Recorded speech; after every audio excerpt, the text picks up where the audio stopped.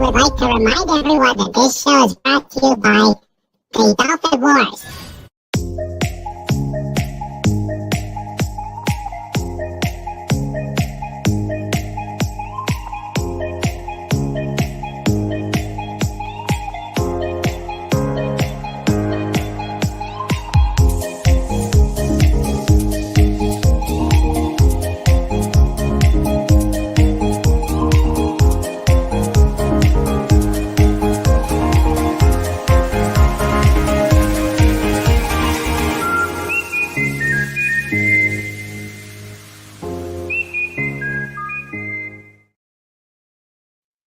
Good evening, everybody, and welcome to King Dolphin Television, episode 208. I am Raymond, author of the Dolphin Wars series of books and ruler of the greatest pod in YouTube. I hope you are all doing well today. This is one of my favorite, all of them are my favorite, but this is especially favorite because being a vet myself, I love talking to other vets who come on to the pod. We originally had two veterans to tonight, but unfortunately, the first one,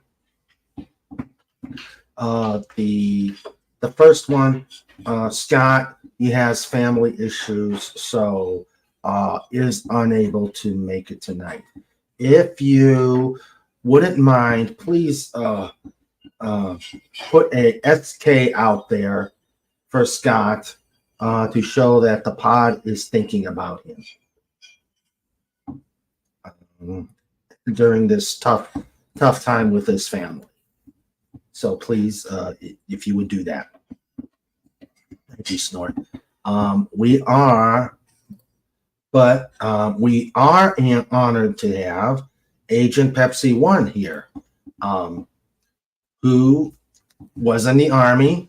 She was a Specialist 4. So we will interview her when she comes on. She just came in from school, so I'm giving her a little time to get settled in and get logged in, etc., etc. So,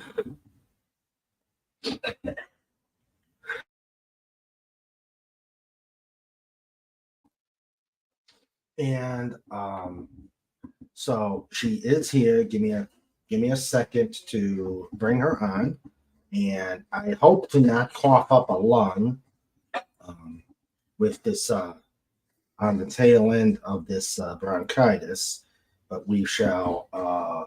As we know, it's Semper Gumby, and the show must go on here at King Dolphin. I see. All right, so let me bring her on, and we shall get started. Okay.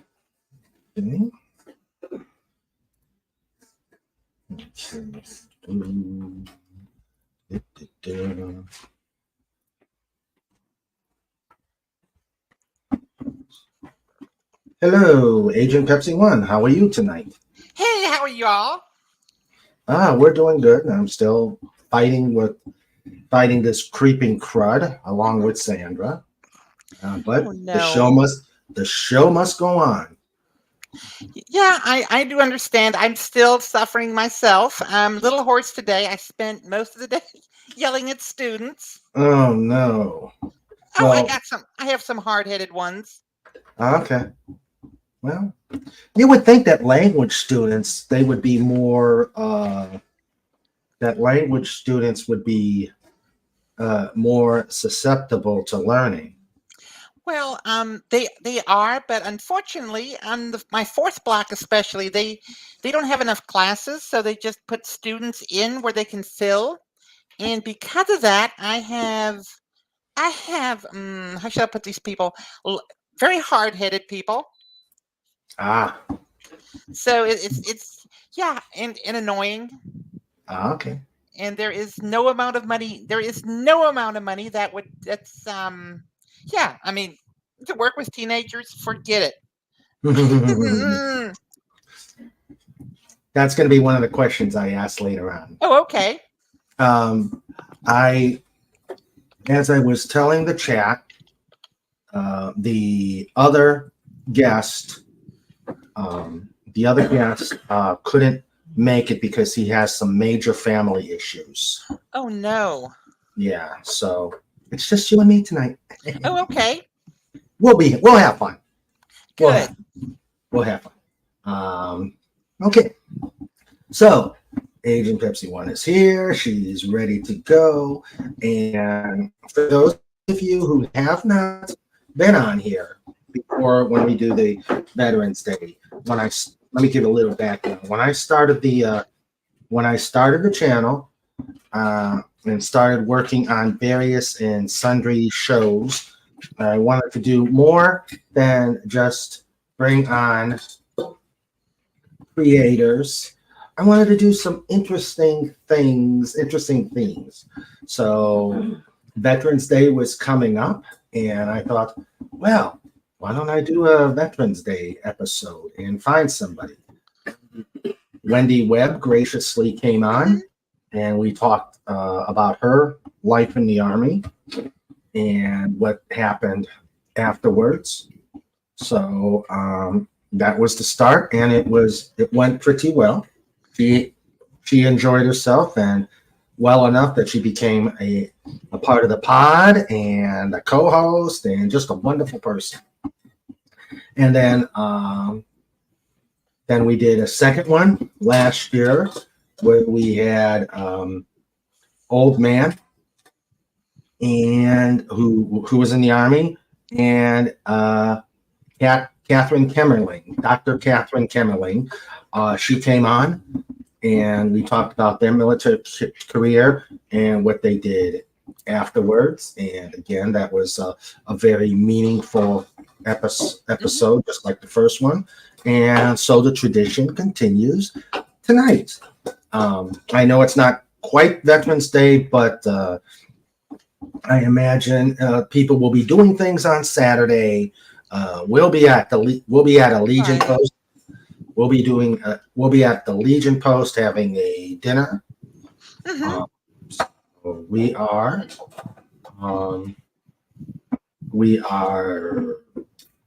So that's why I decided to do it today. And then Friday, of course, you can't really. Friday, you can't really compete with frolics unless you do it as early as we do it here. So I just decided Thursday would be a good time to do it, and here we are. So thank you all for coming. And before we get with our discussion, and again, I'd like to thank you for being so gracious as to coming on it, Agent Pepsi1.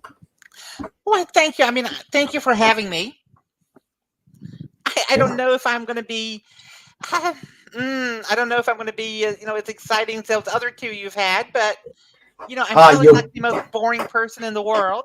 Nah, you'll be fine. But let's get started and welcome the ones who are here so far. We have Admiral Teague. Hello, sir.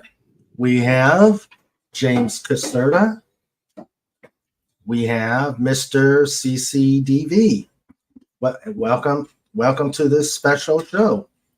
And then my amazing wrench team, the guys who keep us all in line, starting with my producer, Sandra, my other half. Love you, honey. And she made a great meatloaf tonight. I just want to say it was good. So we've got the first one in, the last one out. We've got our own Legatus Legionii. He was on fire last night with his questions during the book release. I hope you all caught the replay on that. That was a great show. We have Dalek 451, the ever exterminating Dalek 451. We had okay. We've got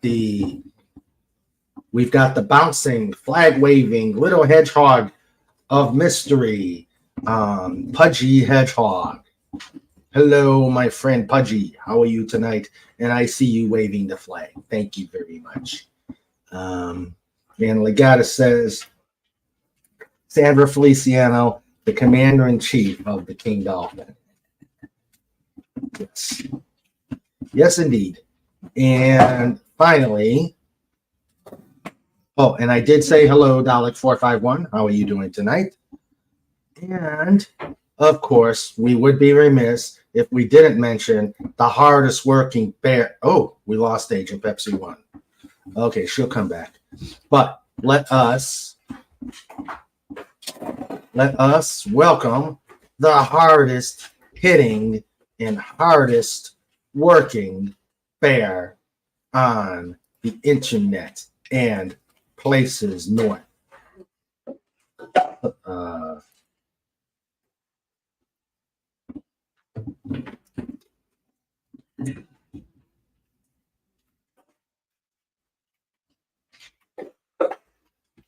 Flora Pupas! You bird! Don't scream! And, of course, the master of disaster, his partner in crime and unionized bear. But since today is Thursday, he could show up. Sniffles, Cuber, boom.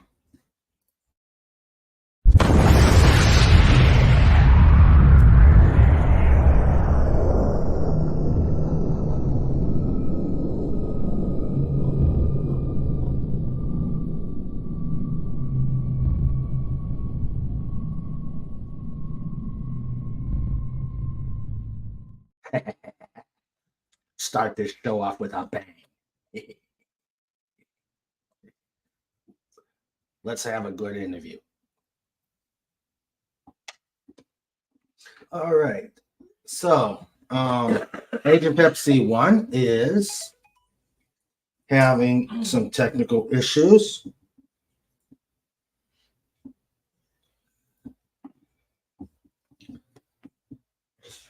Okay. Perk.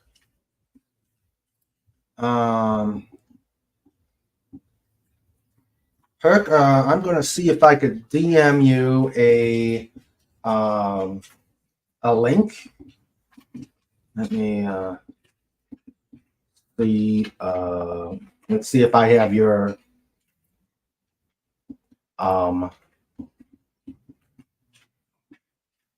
let's see if I've got your DM.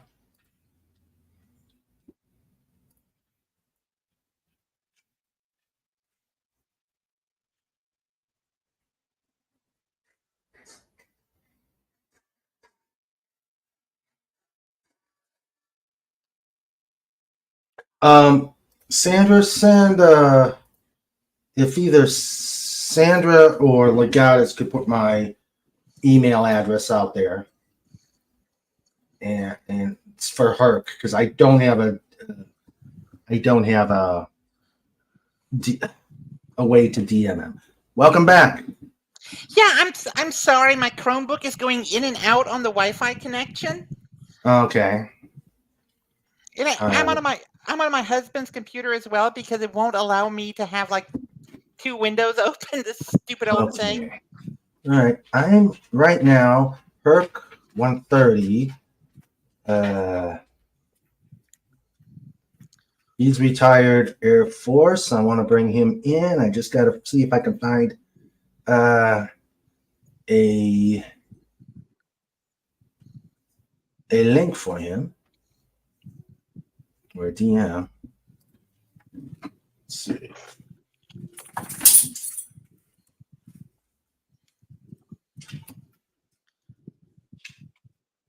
Okay. Let me see here.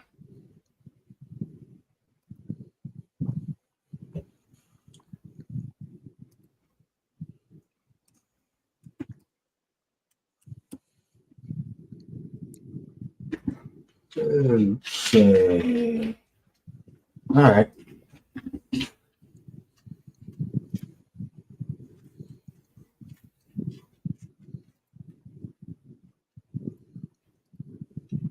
I think.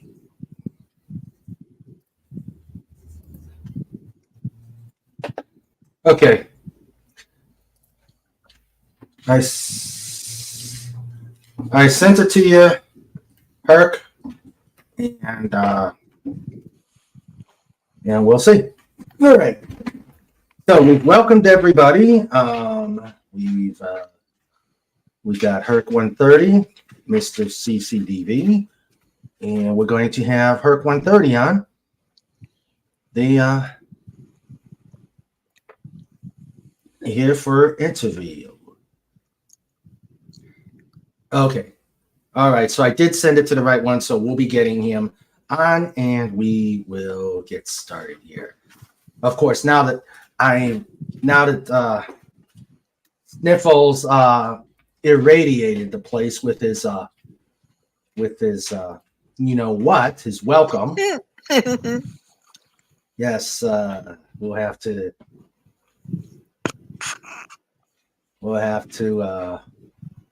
see what happens here. If I start growing a second fluke, then we know we're in trouble. Ah, here he is. Let's see. Hello, sir. How you doing? Oh, you got an echo. Oh no.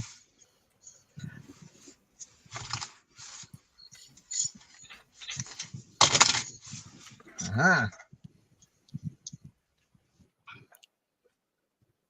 Is that better? Yeah. Okay, yes. Can you All hear right. me fine? Bert? Yep. I totally forgot my earbuds. Sorry about that. I'm in a Walmart parking lot waiting for my wife to finish grocery shopping. So, Oh my Oh, okay. goodness. Wow. so I thought I'd pop on now. I would, yeah, I keep these interviews very intimate. And the most I have is people. So thank you both for being so gracious, especially you, Herc, for doing this on short notice. Yeah. Like I said, please, again, we can't do this enough. He's a great guy. Please put an SK for Scott out there about his because of his major family issues. I won't go into it, but just if you just show your support, and maybe if he comes on, he listens to the pod, he'll know that we're thinking of him. Okay. So, once again, I would like to thank you both for your service. And how we'll do this is I'll ask one question and we'll take turns answering the questions. And then I may interject another question in there. And then at the end of the question and answer, I will let the chat make comments, ask questions. It's a light interview. However, I still feel it's a very serious, a serious program because we are honoring those who serve. Right. And like Legatus mentioned, either Saturday or yesterday, it's not just for Americans, but all military who've served in and have pretty much kept the world at peace and in free, and are dealing with, I'm not going to get political, but are dealing with working to make things free right now. Mm-hmm. And that's about all I'll say on that. We have Christina Hoffman Art here as well. Hoffman.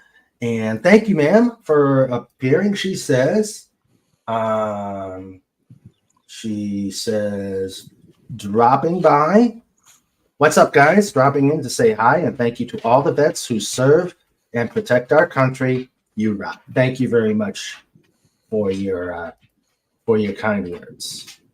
Okay, so we're going to get started. Let's all welcome Herc 130 and Agent Pepsi1. You know both of them. They both wander YouTube. They both probably see them both on Doomcock's channel, and Yeah. when he does frolics, and again, we are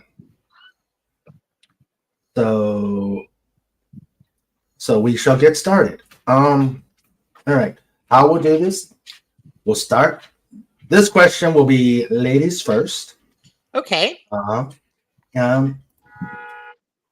Agent Pepsi1. So tell us a bit about yourself before you got in the military. Okay. And what you do now. Well, I'm a German teacher, so I'm a foreign language teacher here in Vicksburg. Yeah, I'm from Mississippi originally. So, but I call Texas home. Mm-hmm. Because basically I spent a lot of time there, and I really love the place, especially the Panhandle for some odd reason. But okay, But like I said, I'm a very boring person. I'm a very much a homebody. Once I leave work, I don't want to hear anything from teenagers or children. I just want to be. I mean, what else to say? I'm happily married. This is my second husband, Stephen. Okay. Yeah. I didn't serve very long. I was a 15 Yankee in the Army, which is an avionics tech for an AH-64 Apache. Ooh, that's gotta have some stories. So, I mean, not really. I mean, what I did is just not much. I mean, it's just bad component out, new component in, and that's about it. That's. I mean, others did a lot more than I have. A story. When I got out, well, maybe I should tell this one. Okay. I had signed up for a 3-year enlistment, and I was really thinking about continuing in the Army, but then I ended up in Afghanistan, and I said, nah, I've had enough. I did my time. I did something else now. But when I got back to Mississippi, they had an active reserve for the Mississippi Guard, and basically it's like an add-on program for like a GI Bill. So you are, well, what you're supposed to do is you're supposed to maintain your shape basically for the next 3 years, and if there's an emergency, that they can call you and they know where you're at. Yeah. So, and you're supposed to go to college during that time. So that's what I did. Well, more or less all 3 years, but yeah. And anyway, I went to college, and then I decided that I got a bachelor's degree, and then I decided that I met my husband, and then we moved I moved to Texas because he was already living there, and then I got a master's in history at Midwestern State University in Wichita Falls, and during this time I was teaching, and that's what I've been doing ever since. And then we ended up moving back to Mississippi because he got transferred to Memphis, and yeah, I mean, so I'm here now. Like I said, I'm a homebody. I'm very much into science fiction. All right. And yeah, I mean, I'm open for questions. Okay. Well, all right. Herc 130. What did you do before the military? Before the military, believe it or not, I come from an engineering family. My dad was a mathematician, and there was always music in our house. So my brother and I learned to play guitars and drums and keyboards and all kind of things, but we still were steeped in science. So I joined a band, and I toured for 3 years, and I was a sound engineer. So I toured as a sound engineer for 3 years, and then I went to studio sound and worked in a studio for 2 years. And one day I came into work, and there was a notice on the door saying that the place has been closed, and your paycheck will be mailed to you. And at that time I turned 24 years old, and I was like, I got to do something with my life. And believe it or not, I went into the Army recruiter. I said, I want to fly helicopters. I got an associate's degree. And the guy said, nope, we don't have helicopter slots, but artillery. That's what you want. Big guns, lots of noise, artillery. And I literally turned around, walked out, and went into the Air Force recruiter. So, yeah. And then became, go ahead. No, go ahead. Finish. Oh, I became a helicopter crew chief. I worked on UH-1s, H-3s, then H-53s, then H-60s.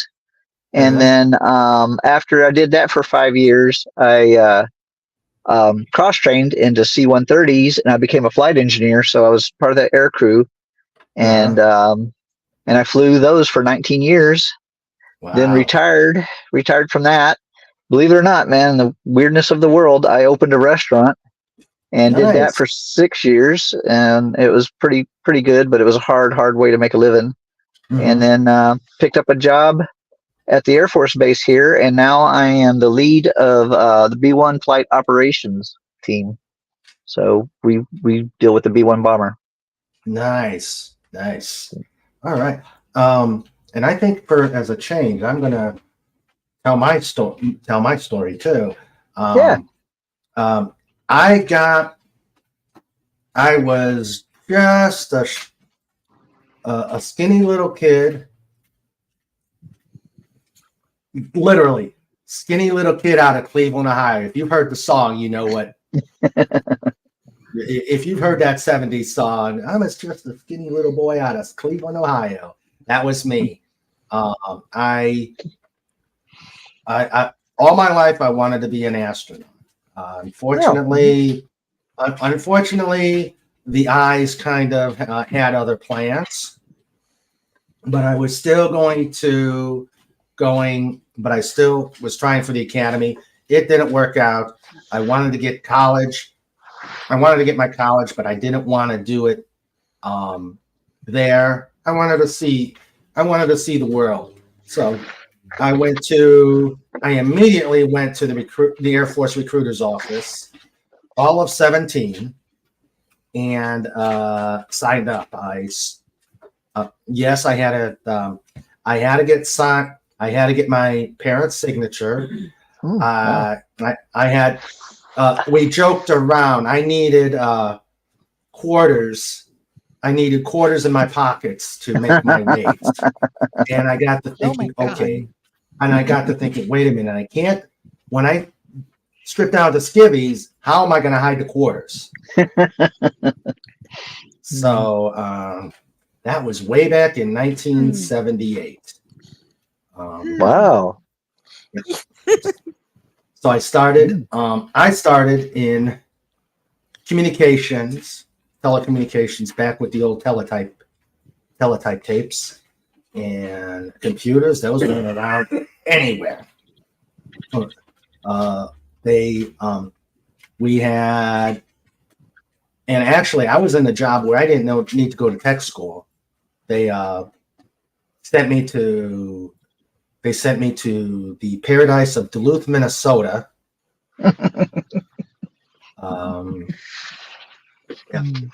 Cold. When you see the ductings on poles crossing the streets, you know it's a place where things get cold. Yeah. And that was it was very boring, because going direct duty means you don't have your clearance yet, which means you can't work in a regular communication center. And so I worked as a telephone operator for about a year until they got my top secret clearance. But did that for 4 years. Then I went into the intelligence. Yeah. Which the spook world. And then when I got out of the military, I went into the National Guard and ended up wrapped up my career in maintenance training So retired from the Guard in 90 after 20 years. So Wow. that's my short and dirty how I got into it. Man. Okay, next one. We already pretty much went to the how long did you serve, and both of you were helicopter maintenance people for a while. Yeah.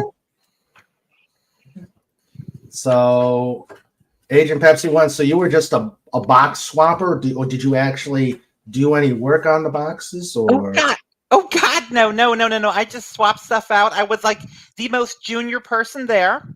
And it was basically, hey, pull this and then put this in. And, I mean, that's what I did. I did nothing else than that. It's just, I don't know. I mean, I don't know why I went into that field.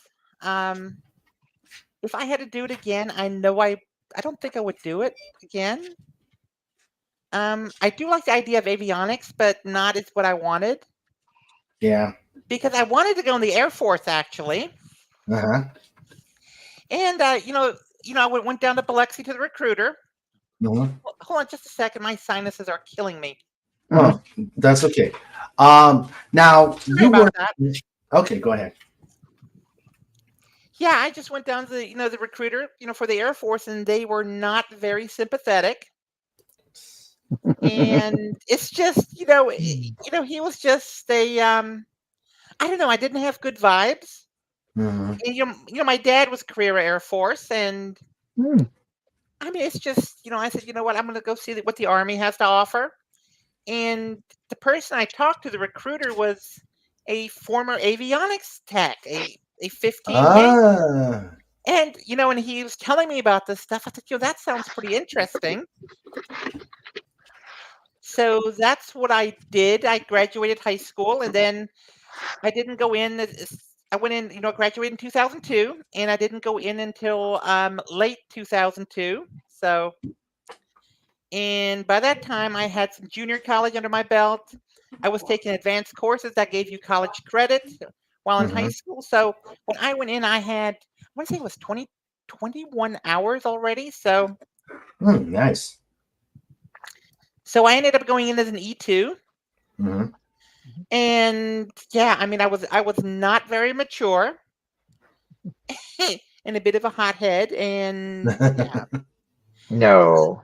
Well, no. I mean, let's just say when I left basic, I was an E1. Uh-huh. So, Oh.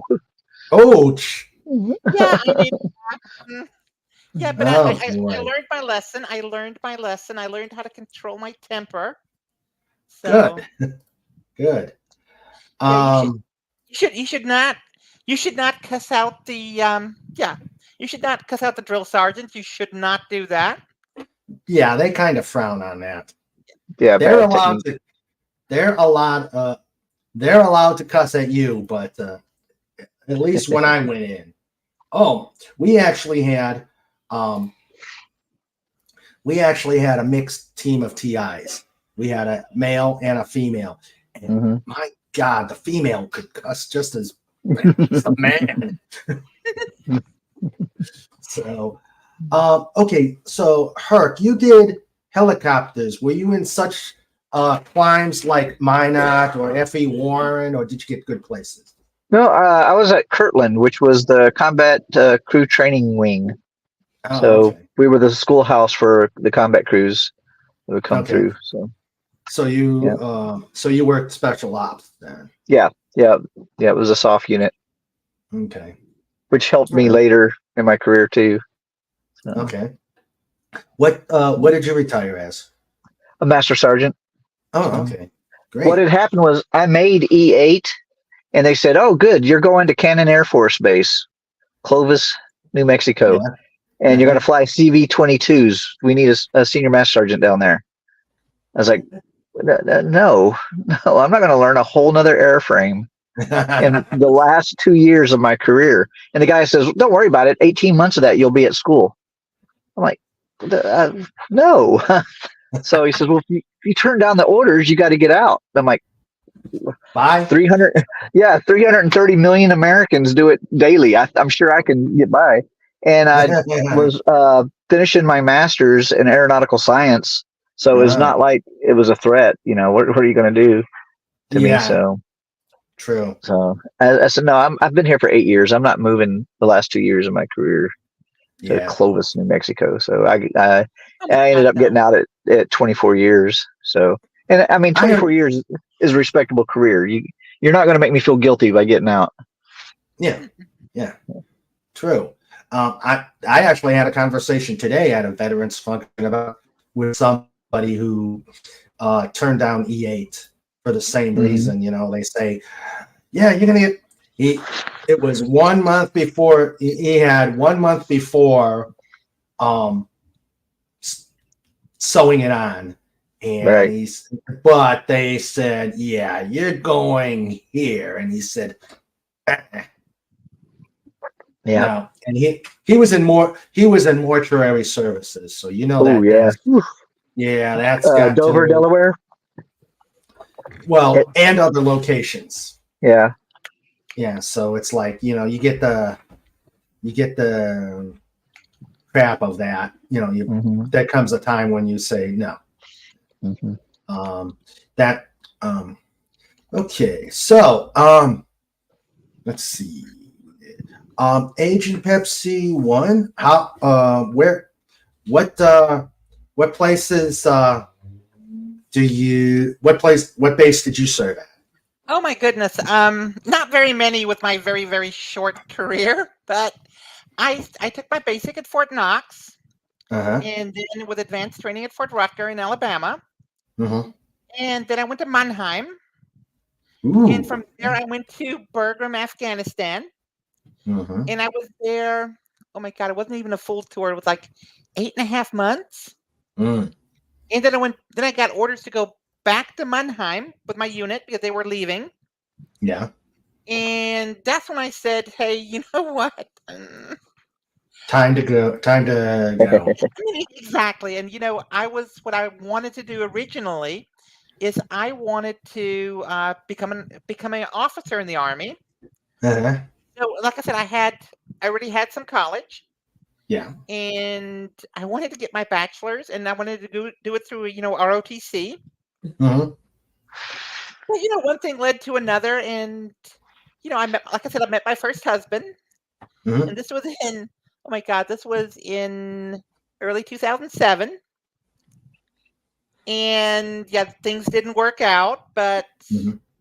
I finished with my bachelor's in 2009. Good. And that's also when I met my second husband, my current husband. So yeah, I mean that's very short career, but that's where I was at. And Okay. unfortunately, I don't know if you know this, but they don't do basic training anymore at Fort Knox, I don't know. which is strange that they moved. It wasn't the armor school there, but they moved that to I think Fort Bragg, but whatever they call Oh, it now, Fort Moore, yeah, the whatever it's former called. Fort, the former Fort Bragg. I forgot what they call it Yeah, I mean, now. it's just Fort Rucker was renamed as well, and it's just Yeah. I'm sorry, Oh no. it will always be Fort Fort Rucker. It will always be Fort Bragg for me. But Yeah. Yeah. yeah, I mean, it's my very very short career, and I don't have 24 years in like Mr. Herc, and or 20 years like you. Well, hey, you served. You Oh, went. yeah. Yeah, you served. You put on the uniform. Hmm. You didn't kill anybody to get out. No, You served honorably. You deserve to be on this panel just as much as the two of us. So Yep. I don't want to hear anybody say she's not just because she did 3 years. No, you deserve to be on this panel just as much as the two of us. yeah, that's very kind of you all. I mean, it really is. I mean, I did, if looking back on it, I did nowhere near enough. So I always try to give back, and I encourage my students to go into the military. But it's Good. just That's when going to be. Go ahead. when the recruiters come by the school, and I always introduce myself to them, and I said, look, if you need some time, I said, I have some classes that are nothing but upperclassmen. I said, I will make time for you if you want to show up. Okay, we lost Herc, but we'll keep talking. So, yeah, but So- unfortunately, they hardly ever do. Yeah. It's just sad. I mean, it's just really sad. Yeah. Sorry. That's okay. That's okay. All right. Herc, where did you serve? Started off. Go ahead. No, go ahead. I started off at Kirtland, and then Rhein-Main, Germany, Ooh. and then Dias Air Force Base in Texas, Okay.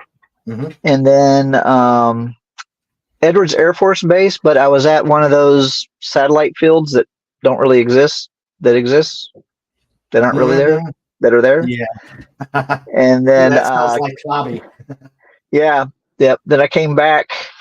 I was actually I can talk about where I was. I just can't talk about what I did, which was I was at Plant 42, the Lockheed Skunk Works, and I lived at Edwards Air Force Base, and I just made that 45-mile drive back and forth every day.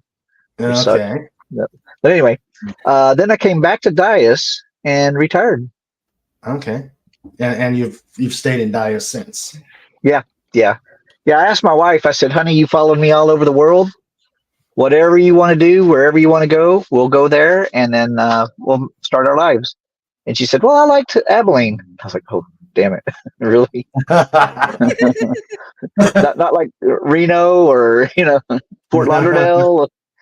No, I liked Abilene. So they go, okay. So we made it work.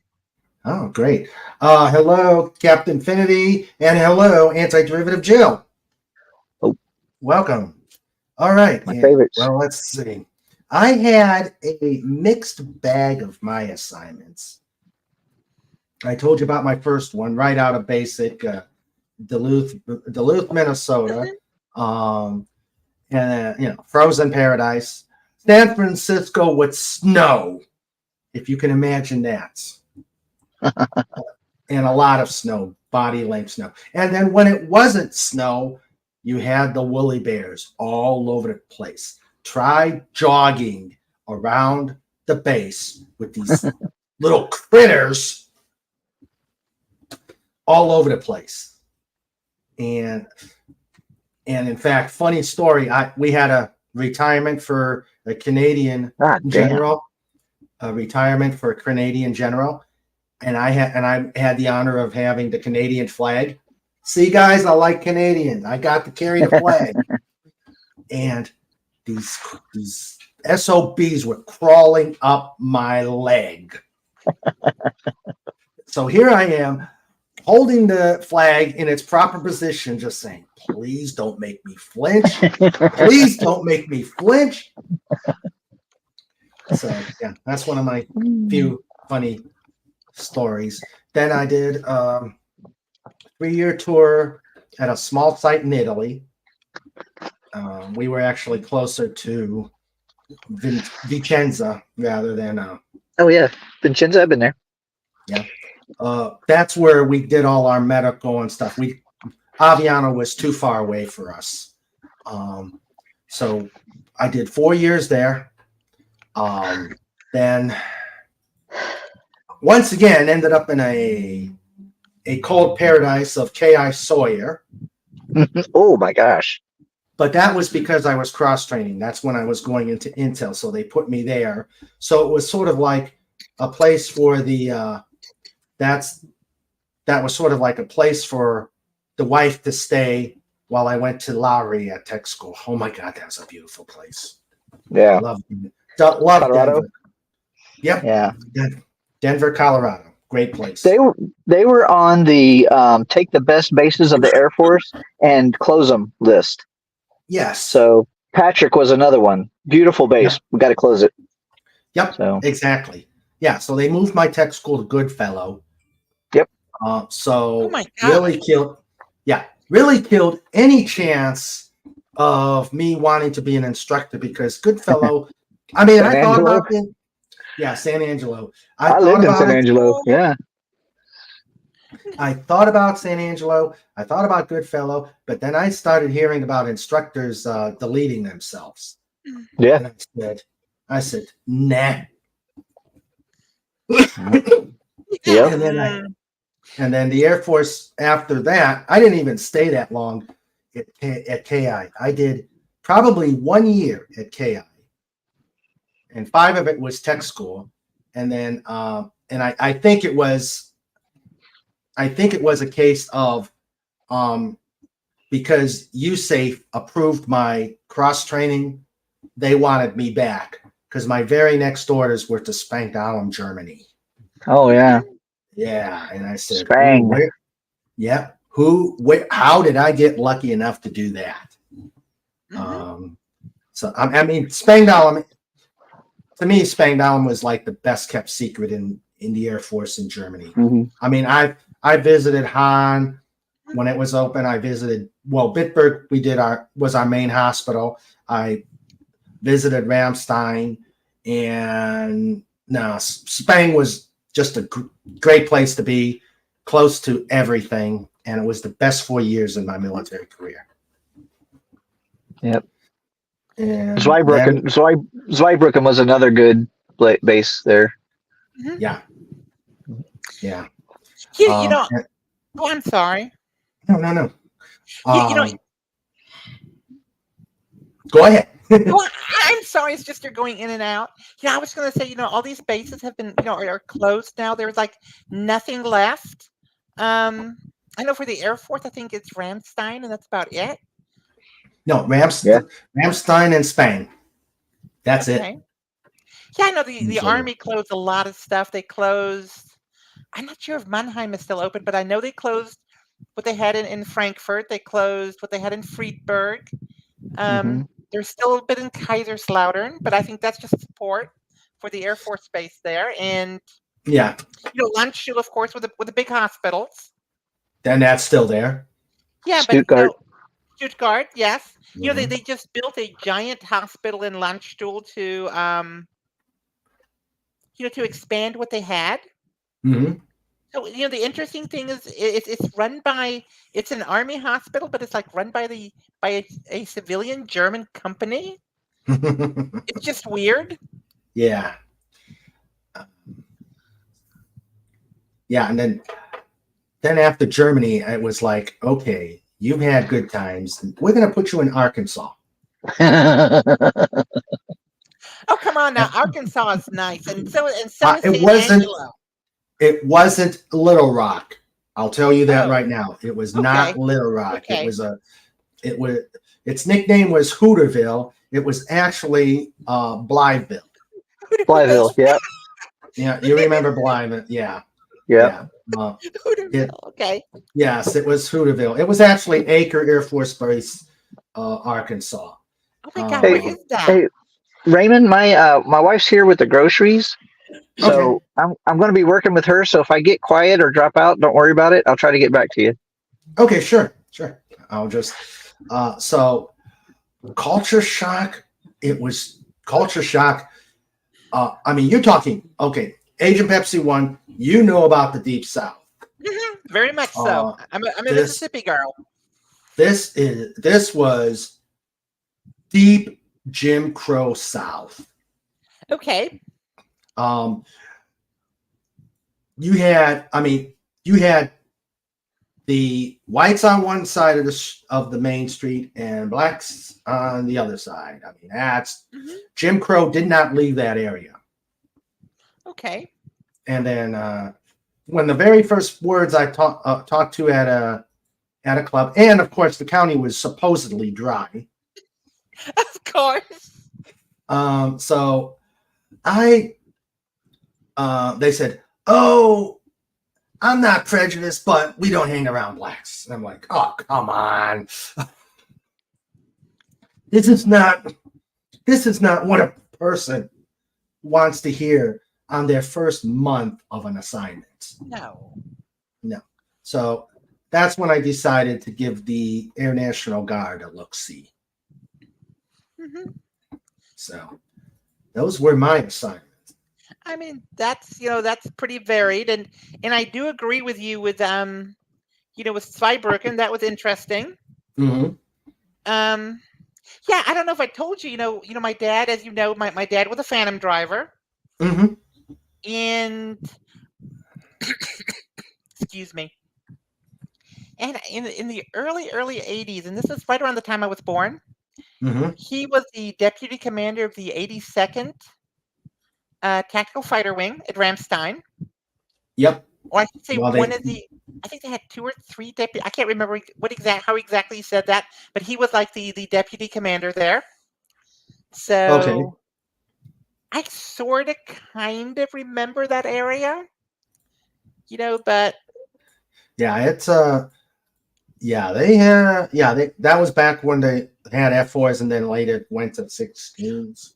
yes, I mean exactly, and he never transitioned because he got high blood pressure.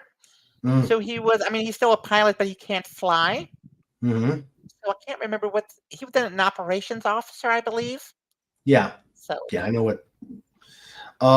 Let me ask you, did he serve in Vietnam?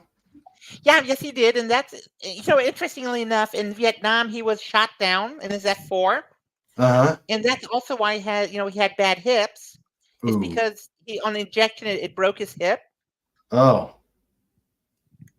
I mean, I just can't imagine. I mean, here I am flying around, and suddenly, whoosh out the top of the plane. Uh-huh. So I just Did he he wasn't a POW, was he? no, he wasn't. Okay. Okay. Um I was just curious if he knew Robin Olds. Um, I don't know if he knew him personally, but I know he served with him. Robin Old, of course, that very famous, pilot from World War II and Korea and Vietnam. Mm-hmm. So I know he talked about him, and I Okay. want to say, and I might be completely wrong on this, but I want to say I remember in his office there was a picture from like the Vietnam days Mm-hmm. with Robin Olds on it because Robin Olds was the oh my god, he was the I should know this from my studies in history, but He was commander of the 8th Fighter Wing right. in Thailand. Yeah, so I mean yeah, but other than that, I mean I don't know. I mean Okay. Okay. Yeah, I was just curious because you said he's a phantom driver. yeah, I mean that's what that's what he always wanted to do and I mean he's like, "Oh my god, the F4 and da da da da da," and he speaks about it, or I should say spoke about it because he has passed. He Mm. spoke about it, in very, loving terms. Mm-hmm. So, I mean, it was like the perfect airplane for him. Mm-hmm. Yeah. Yeah, it's yeah, that's definitely yeah, and I was in the guard and fought the horrible promotion process that Mhm. they have for tradition. The promotion target process for the guard is heavily skewed for full timers. Right, You know, they don't want a traditional guardsman outranking someone who's there 5 days a week, right, and I didn't like that. That was I stuck it out. I stuck it out, and they then what happened was I decided I could have gotten my E7 stripe. right, I could have gotten my E7 stripe after 20 years. You do 20 years, you're right, doing a good job. Yeah, they hand you the stripe, but they also tell you got to stay 2 years. I didn't want to keep doing a 90-minute commute from my home to right. Toledo just for a stripe. So I said, nah, I'll do my 20 and I'm out. Yeah, I mean, there is absolutely nothing wrong with that at all.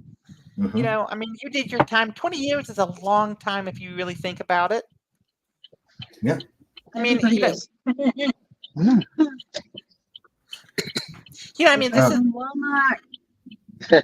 Sorry, guys, we're in traffic right now, and they're all timed out just perfectly. and you just want to like ram your car into all the stupid people. No, if you want to just lurk, that's fine. We don't Yeah. have any. Well, I wanted just briefly. I was lucky. I got step promoted to senior airman, and Mhm. then I got below the zone promoted to master sergeant, and Nice. then that's yeah. But that launched me to the point where it was hard to make senior.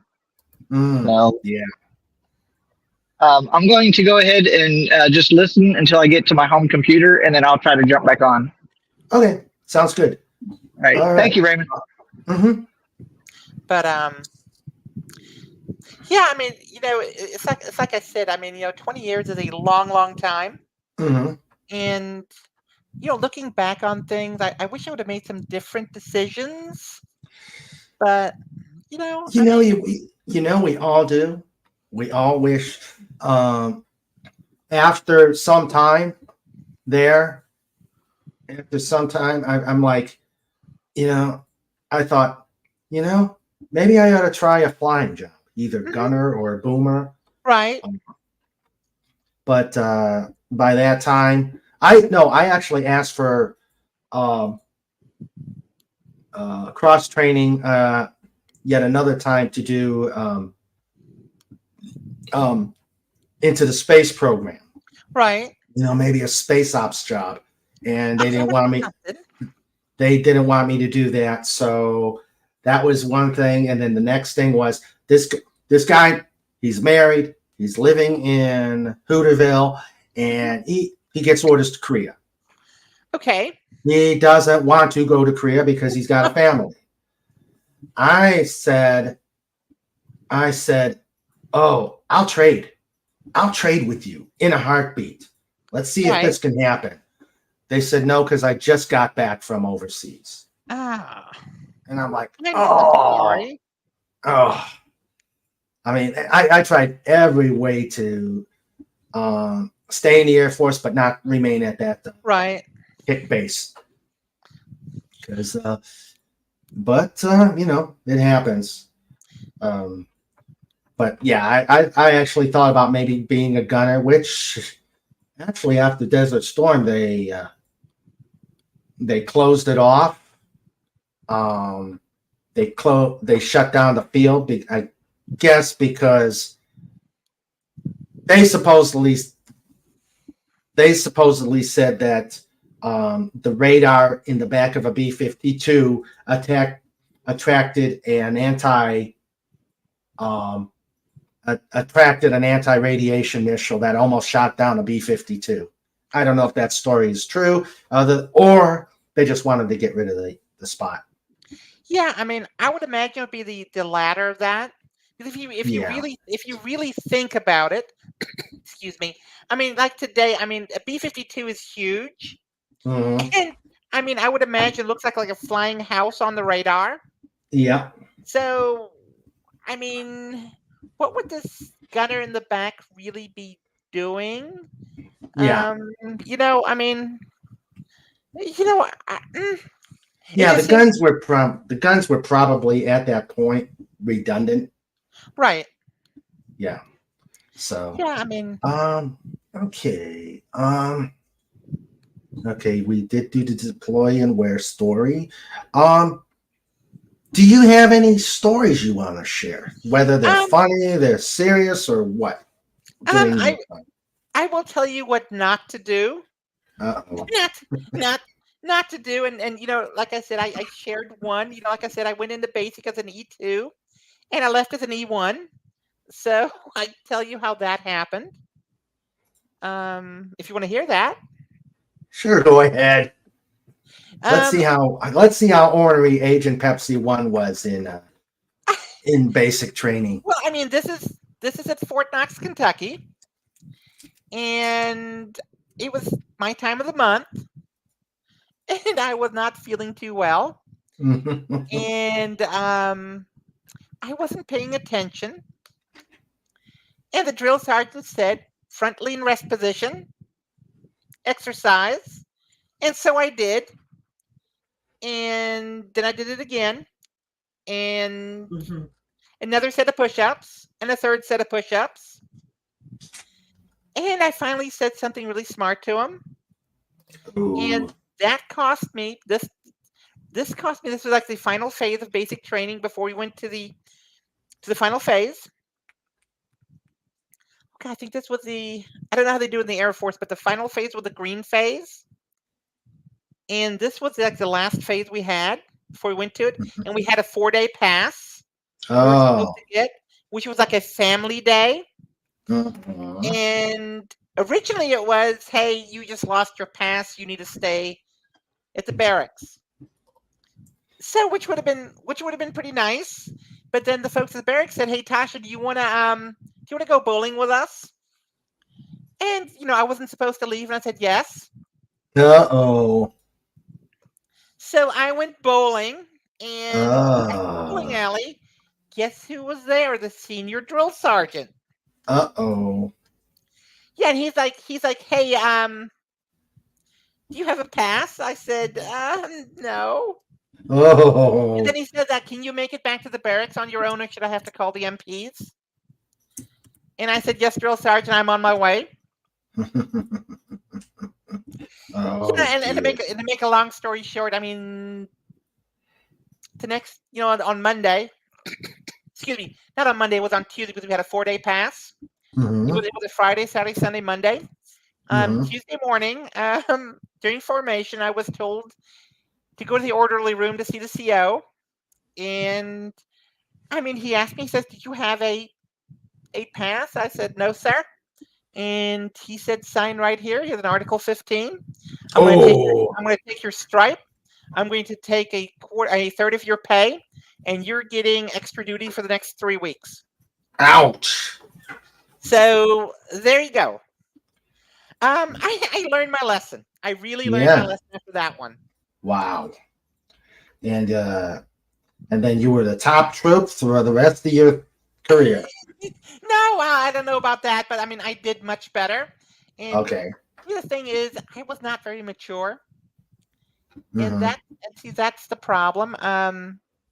It's about socialization. I mean, I've said this before, and I told my sister that, and she doesn't really believe me. I said, look, I said, when we were growing up, we were put up on pedestals and called princess instead of getting a spanking, and we needed the spankings to be mature. Yeah. And I mean, it just bit me. I mean, that's what it was, and Article 15, stays with the unit, Mm-hmm. and excuse me, and then I went from there, and I did tech school, and then hold on just a second, I have to clear my throat again. Okay. Well, let me welcome some of the people while she's doing that. We had the Phantom Boomer. We have Anti-Derivative Jill. We have Phantom Outsider. We have Maria with Tea and Telly. Hello there. Let's see. Anybody else? I think I got everybody. Mr. CCDV, yes. Oh, Shooter 8323. Hello, sir. How you doing, Mr. Shooter? Glad you are here. So let's see. All right. I think I'm going to start while we're waiting on her and Agent Pepsi1. Let's start at guys, start asking your questions. Because I'm going to ask the big question when we start wrapping it up. I don't know how long we've got Agent Pepsi1 for or Herc 130, but because I'm actually off tomorrow, we may go a little longer than usual on this one, especially since it is especially a show for the veterans to bring veterans experiences out there. Jill liked hearing the story. Yeah, it was a very interesting story. Oh boy, I'm trying to think of some of my stories. unfortunately, a lot of the stories I've got, I can't really talk about. Yeah, I mean, that's understandable in your field. Yeah. Yep. I mean, I can't really speak about a lot of the avionics stuff because Mhm. I am almost 100% sure that a lot of that is classified still. Mhm. Yeah. So, and besides, I mean, I'm not a good one. It's just, plug, plug, plug, plug. Plug pull, plug pull. I Yeah. mean, that's all it was. That's all Yeah. it And then was. if they really have to fix it, they send it back to the back shop. Yeah, I mean, exactly. In the back shop, I want to say it was in Germany, actually. Oh, okay. So it was just, we had just stores of stuff, and it was just, you know, Okay. Now let's see. I'm gonna start going back and see if we can get some comments here. Let's see. I'm trying to see if we got some. Yeah. Yeah, snort they do. Now I know one of them. I'm trying to think which one is named after Eisenhower.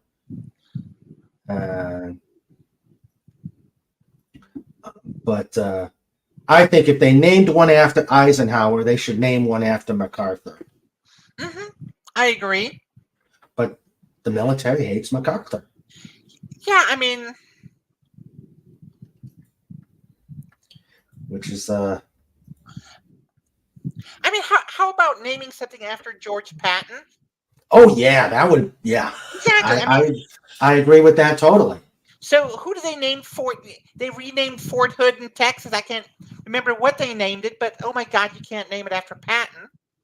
Yeah. Let me see. Go to my amazing Wikipedia. Go to Army, U.S. Army Fort renaming. Yeah, I'm going to look that up. Okay. Yeah, Fort Gordon became okay. Fort Gordon became Fort Eisenhower.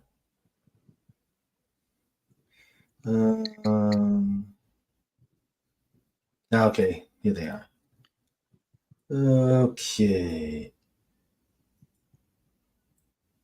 Okay, Fort Benning became Fort Moore. Mhm. Fort Bragg became Fort Liberty, which Oh my God, I mean, there are a lot better names than yeah, that crap. yep. Jesus Fort Gordon became Fort Eisenhower. Okay. Fort AP Hill became Fort Walker after a Civil War female Medal of Honor recipient and civilian Army surgeon Mary Edwards Walker. Fort Hood got renamed Fort Cavazos. Oh, okay. Fort Lee became Fort Gregg Adams. Fort Pickett became Fort Barfoot after Oh Jesus. a Medal of Honor recipient Colonel Van D. Barfoot. Mhm. I mean, if you get a Medal of Honor, then okay, maybe. Yeah, I mean, but the thing is, I mean, they're renaming all these things for political reasons and only political reasons. Yeah, And that's it's true. just, it's just, At least in the Air Force. Hello, sir. Welcome back. Hello. Oh, you got a kitty cat. This is PJ, the toothless cat. PJ, how are you doing? As soon as I sat down, he jumped right on me. He didn't get Well, his of course. all right. afternoon pets. Of course. Of course. I got a couple stories for you when you're ready. Oh, go ahead, sir. All right. Let's see. So the one I was at Baghdad International Airport. We downloaded our aircraft and we were uploading some more cargo, and I was doing my takeoff data Mm-hmm. calculations, and the plane kind of shook with a big boom. And I was Ow. like, oh no, they ran the K loader into the back of the Oh. plane. I was like, oh no. And then I look up, I see a flash, and I see a second little mushroom cloud about 250 yards away. Oh no. And I'm like, that's odd. And then I look over and I see my loadmaster hauling ass to the what do they call those? There was a kind of a pit. So it was a bomb shelter basically. So he's hauling ass to the bomb shelter. And I'm like, I don't know what to do. And then the very next shot was closer to the aircraft. I'm like, okay, they're aiming at the airplane. So I turn off the APU and I unass the airplane, and I'm running down and I jump in the pit, and there's a bunch of the army guys in there, and this like first sergeant or something comes in and he does the knife hands and he goes MOS. And I'm like, and one of the guys goes 11 Bravo Charlie, and the other guy MOS, and they're all spouting off this stuff, and he comes to me and goes MOS, and I'm like, I'm the flight engineer on the C-130, and he goes useless, and then goes to the next guy and my next thought was, well, I'm not useless when it's time for you to get out of here, am I? Well, I mean, 11 Bravo with infantry, so Right. I couldn't remember all the they were spouting stuff, and I had a lot of adrenaline from that. Yeah, that was funny. And then go ahead. Did they damage the airplane, or were you able to get off the ground? No. Shortly after that, the mortaring stopped, and then the Apaches took off, and then they scoured the area. But the guys are pretty clever by that time. This is 2005, so they knew how to skedaddle pretty quick. So, take cheap shots at us and hope that they hit something. And the other one was up in Mosul, and me and another flight engineer. Oh man, it just reminded me of another story that's very funny. We were on the tarmac in front of the aircraft, and we're like, "What is up with the insects here? There's like bees, these angry bees, flying at our heads." I was like, "What is up with that?" And then I look over, and there's a bunch of army guys, and they're all going down, down, get down. And then I look over, and I remember the guy's name is Marty. I won't use his last name. Marty looks at me, and goes, "I think someone's shooting at us." Like, about that time, there's a big like spark and a ricochet right off next to us. We're like, "Holy crap!" We were running, but yeah, sure enough, snipers were trying to shoot us at the front of the plane. So what about the pilot and co-pilot? Did they beat feet as well? No, those guys will go in and they'll file the mission plan for the next leg, and then the navigator will get intel report updates where other aircraft might have seen some shooting or what intel has to offer, and then they'll overlay that on the map on the way out so that we know where to fly and where not to fly. Okay. So, but we were at Balad in Iraq, and the USO was bringing over movie stars and bands and things like that. And I showed up to fly. We were operating out of Ali Salim, Kuwait. And the people that showed up my airplane were the actors for the Sons of Anarchy. Nicest people in the world. And you're kind of like standoffish because these are like really badass biker dudes, and then you figure out, oh god, they're just actors. They have families, they have children. They're just acting the part. They're very nice people. So they got on the airplane, and then we went to Balad, and they got off the airplane to kind of stretch their legs and see what was going on. And a buddy of mine was flying the C-130 that came in just a couple minutes later, and then he has these long-haired guys get off their airplane, and they're kind of all staring at each other, and I call them my actors. My actors were going, well, who the hell is that? And then I go over to the other plane, and my buddy Bill says, "Hey man, I got Bad Company on my airplane. And they want to know what band you have on your airplane." And I was like, well, I got the Sons of Anarchy on my plane, and they want to know what actors are on your airplane. So that was the same mission that I had to go to the bathroom about 2:00 in the morning. They had those little blue porta potties out there. You remember those? Yeah. And a mortar starts coming in, and I hear it hit, and I hear the rocks hit the side of it. And I'm like, do I run for a shelter, or do I just stay where I'm at, stay put? I'm like, this is a piece of fiberglass, and I don't want to die with a blue ass in the middle of Iraq. So I'm leaving.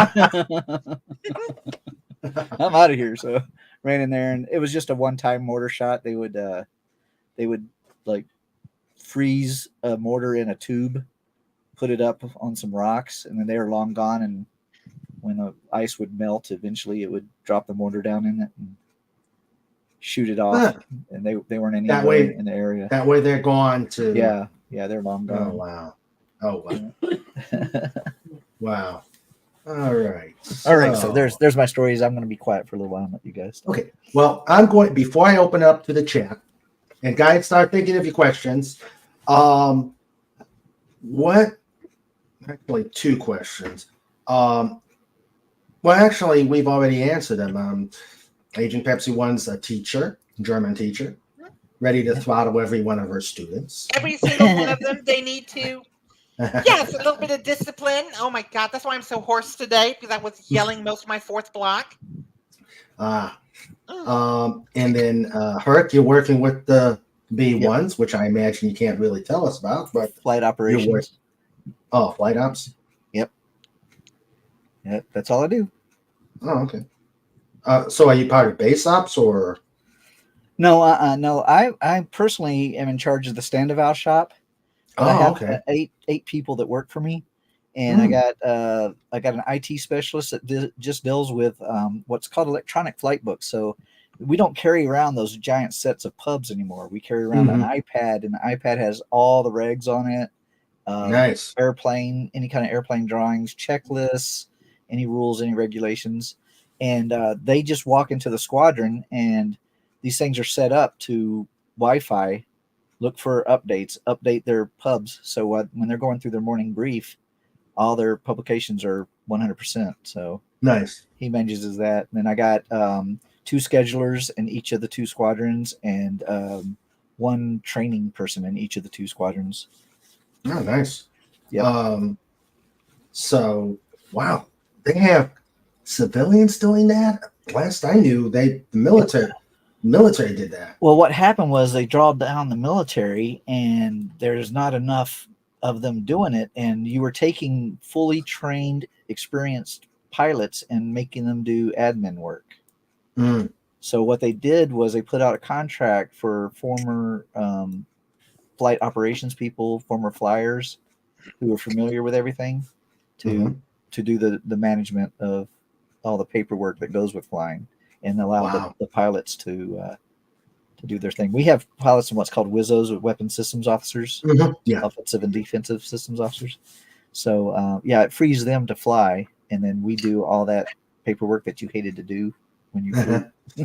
Now, of course, that's the iPads don't have the classified stuff in them. They do, and they are set up for that, if that makes sense. Oh wow.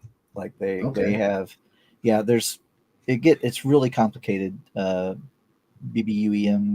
and certifications and stuff that you have to be certified for in order to access this stuff. So wow. It gets complicated really quick, which is why I hired an IT specialist. Nice. And you know what's funny is I only use his first name, but his first name is Jarvis. Jarvis, the IT guy. Yes. And his call sign is Jarvis, which is even funnier. My call sign, I don't know, a lot of people don't know this, but my call sign is Yoda. And Yoda. It's not for being wise or sage or knowing so much. It's about, I started flying when I was 32 years old, and I flew for 19 years. And I'm 5'5" and I have a giant forehead. So guess what? You got Yoda. I'm short, old, and have a giant forehead. Wow. And that's better than a lot of the call signs I had. Oh yeah. My squadron had way back in the day. Yeah, yeah. They're And even it's politically correct now, but they just use like Goa was one of them, and it was grinds on airmen, which is a very funny story too. no, ours were ours were they you could tell it was back in during the Cold War time. Yeah, yeah. So all right, so we will start with some. Well, no, I'm going to ask this one. Okay, think about both of you. Think about this. Okay. What would you tell somebody now who's thinking about being in the military? Very tough sell. It is not the same Air Force that I had. Well, can I answer this one? I tell you what Sure, I tell you what I tell my students, and a lot of my seniors and my juniors, they have really no perspectives because schools don't really prepare you for the career world. And I tell them, I said, look, I said, if you join the military, I said, you'll have a GI Bill. I said, you'll have housing, you'll have medical care. Excuse me, my sinuses are still bad. But you'll have all these things, and it'll teach you some discipline. I said, it's up to you, but you have to do these things and then decide once you're more mature what you want to do with life. And I think, for an 18-year-old, the military is a good option. Mm-hmm. Because let's just face it. These young adults, they're not mature, but they're not children either. And they have no options. They have no options. There's little they can do. And the military teaches skills, it teaches maturity, it teaches discipline. So I recommend the military to them. I have a young lady who wants to be a nurse. I said, that's great. I said, but you don't have the grades. You don't have the grades. You can't do biology. You can't do math. And that's part of my training within math. In statistics. So I asked her. I said, "What are you going to do?" And she has no clue. I said, "Go to the Army and become an LPN." And that's something to do. And I think the military gives young people a perspective that they may not have had, and also gets them out of the town to open their eyes to larger worlds. Yep. Okay. I am not hearing you, Herc. Yeah, he's awfully quiet, although he's talking. Yeah, I heard him talking. It's probably his. Yeah. Maybe he's pondering the question some more. Maybe so. Yeah. Snort says the modern military seems a little PC for its own good. I hope I'm wrong. I agree. Yeah, I agree with you. It's even from when I went in, I heard there have been a lot of changes.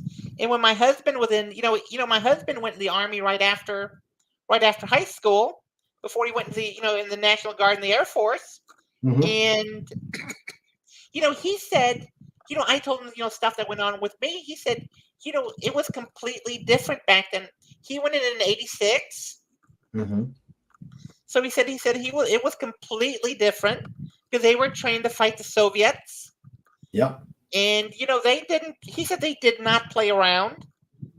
It was just nonstop training. Yep. You back? Nope.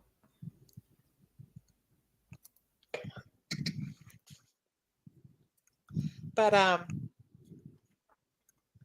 yeah, it's like I said, when I went in, we had our things, but we had weekends off. Basically, we did, even in basic, we did some training on Saturday, and then Mhm. Saturday afternoon and all of Sunday we had to ourselves, and we could go. Not the first couple of weeks, but after like week 5 or 6, we could go to we could go to the PX. We could do these things, But I mean, he said that was unheard of. Mhm. Yep. Now, they're saying, did PJ gum your mic to death? Or Snort says the cat probably disconnected the sound.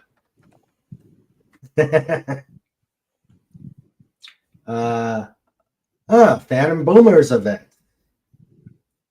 Let's see. The Papa Burr was in a reserved civilian job with the QM Corps till 1945 when he lost his temper and quit. He got drafted and spent what was left of the war guarding Benning from a German invasion.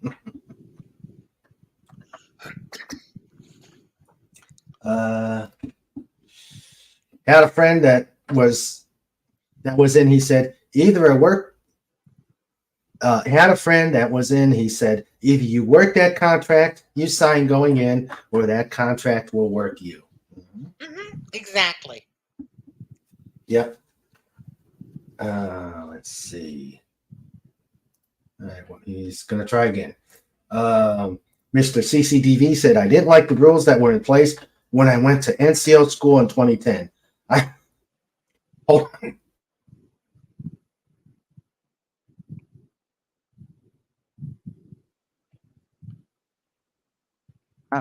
Better? There you go. Reboot the computer. Now I can't hear Raymond. I mean, I can't hear him either. Okay, that was me. I was coughing. I don't want you guys hearing me cough, so I mute. Right. So Herc 130. Yes. What would you tell somebody? Honestly, learn your job, like whatever job you pick, learn it well, and then every spare second you have, go to school, save money. That way, when you are at your 4-year point, you make the decision of whether you want to stay in or not. You'll have a skill, you'll have an education, have some money saved. If you feel like this is part of your life, you continue on. If it's not for you, you can run and you have some assets. Exactly. Exactly. I told people today, strangely enough, I was at a veterans event today, and I couldn't believe they must have been in my Dolphins crown, because they asked the same questions. They either are pre-canned or they just got into my head and they asked the same questions I asked you guys. And this one here, I said, I told them, look, really think about what you want to do. I said, right now we don't have a draft. It may come to it, but I think a lot of people who get that draft number in today's society probably couldn't physically get in the military or even mentally. But if we went into a draft, but I told them, think about what you want to do. Just remember why you're doing it. You could do it for the education. You could do it to get a skill, but bottom line, you're there. You're there to support and defend the Constitution, and so you have to really think about that before you go in and join. Exactly. Because I was lucky enough. I never ended up in a war zone, other than holding the big bad Ruskies on their side of Germany, and the helping to plan the obliteration of mankind as we knew it. So I'm a cold warrior, but the times have changed, and Well, there is a time, you could be in a spot where you can get shot at. Mhm. So you have Right. to really think about if it's something you want to do. Raymond, can I say something right here? Please. Yeah, I mean, I agree with what you said, with what you just said, but if you really think about it, and like I said, my master's is in history, more specifically. I Mhm. wrote up on the Cold War. That's my focus. We've talked. Yeah, Yes. so isn't there really the same Cold War if you think about it going on right now? I mean, it's been that way. It has never changed. The Soviets are now the Russians, and they're one and the same. The Chinese are a new power player, Uh-huh. but I mean, they're one and the same. I mean, you know, we're still protecting XYZ because the Europeans, they either don't want to or they can't do it themselves. Mhm. Now, the only ones that are, excuse me, the only one that are really stepping up in Europe right now is Poland. Yep. They're the only ones that are stepping up.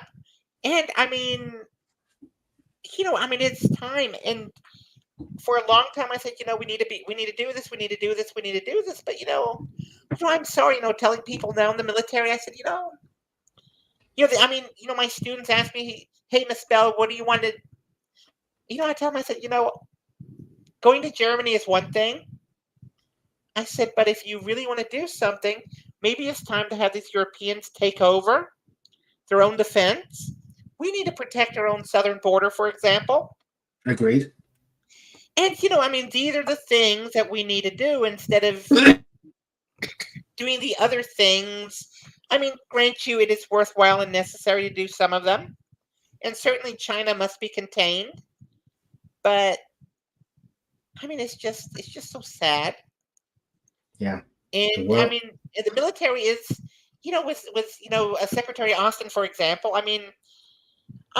granted, the man is was a 4-star general, but he seems to be rudderless. And I don't know what else to do. yeah. Well, I do think after I've kept an eye on the chairman of the current chairman of the Joint Chiefs of Staff, General Brown, and just looking at his career, he is definitely and hurt. I don't know if you know of General Brown, but Yes. from what I've seen, he is definitely a warrior and definitely someone to take the military to the next level. Well, I hope so, because General Milley certainly was not that person. Agree. He might have been a statistician. I don't know.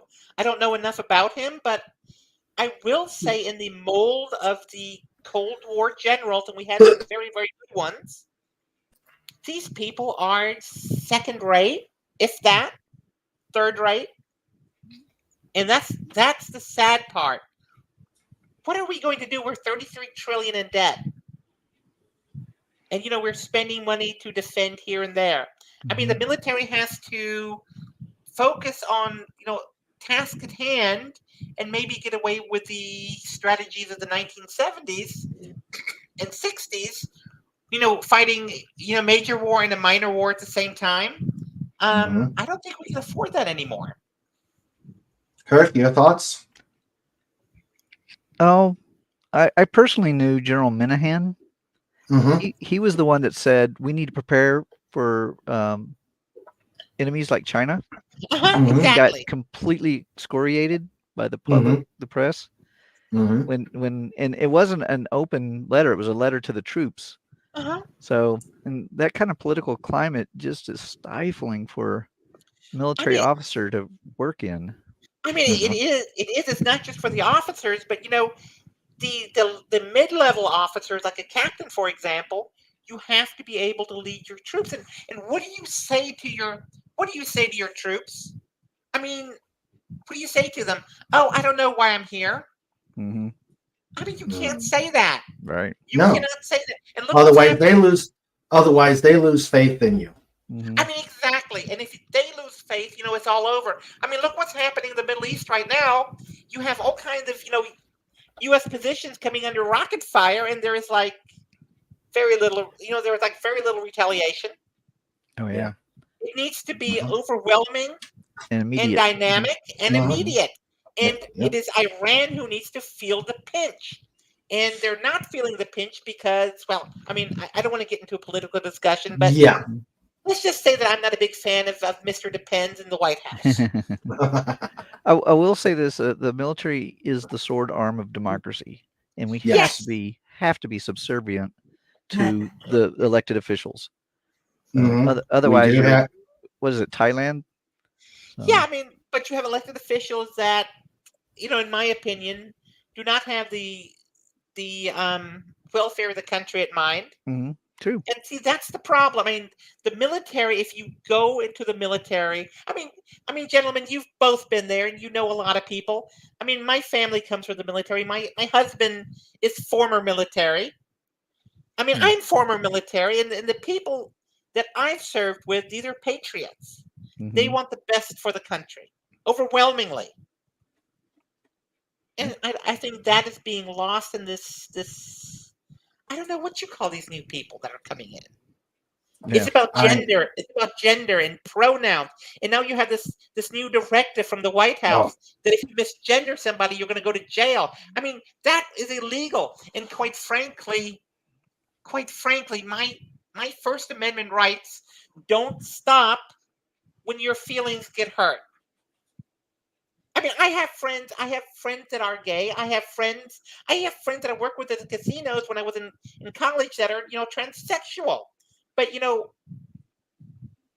misgendering. I'm sorry. My First Amendment rights don't stop at your feelings. And that is something that needs to be said to the military because they don't understand that right now. It's all about pronouns and Mhm. being inclusive. No, it should be about combat efficiency and nothing else. That I can definitely agree with, and I think Herc agrees with it. Right. And I think anybody who's served, who's in the chat, can also understand that. Mhm. Okay. I mean, look, I don't know this individual's name, but I'm going to call it a he. You have this Coast Guard admiral, a man that comes in a female uniform to work. Hmm. I mean, what kind of military is that? It is the laughing stock of the world. Yeah, I'm sorry, folks. I'm just getting agitated with this, and it's Okay. Yeah, we need to before YouTube starts slapping me down. sorry. or someone from I just want to say that the opinion, let me put this out there, the Roger. opinions of this panel are strictly our own and don't reflect anything other than our opinions. Yes. Yes. Yeah, I mean that's right. YouTube, That's right. let's get that straight, YouTube. Okay, so now I think it's time to let the chat have it. Let's see. Let's see. I like Legatus's comment.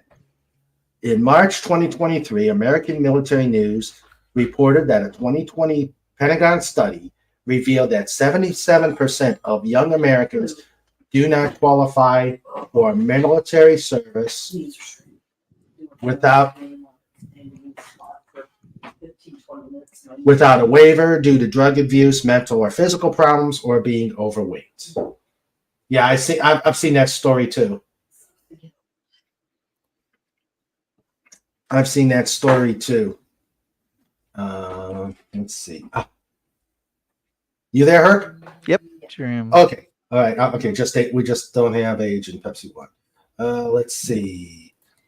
Phantom Outsider says what the military should be doing, in his opinion, is stopping what the internal enemies of the Constitution have been doing, including the more than a decade-long civil rights violation.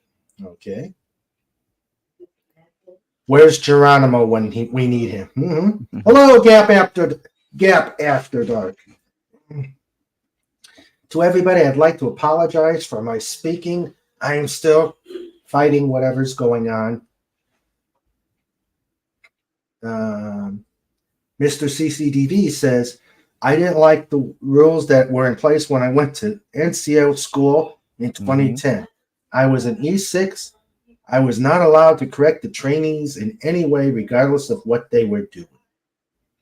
Yeah. Ugh. Let's see. Sorry about that. I'm back. Okay. Legata says, my late brother was part of the King's Own Armored Very Regiment Army, while my grandfather was a decorated captain in the Army. I was medically disqualified to serve. Aw. Sorry to hear.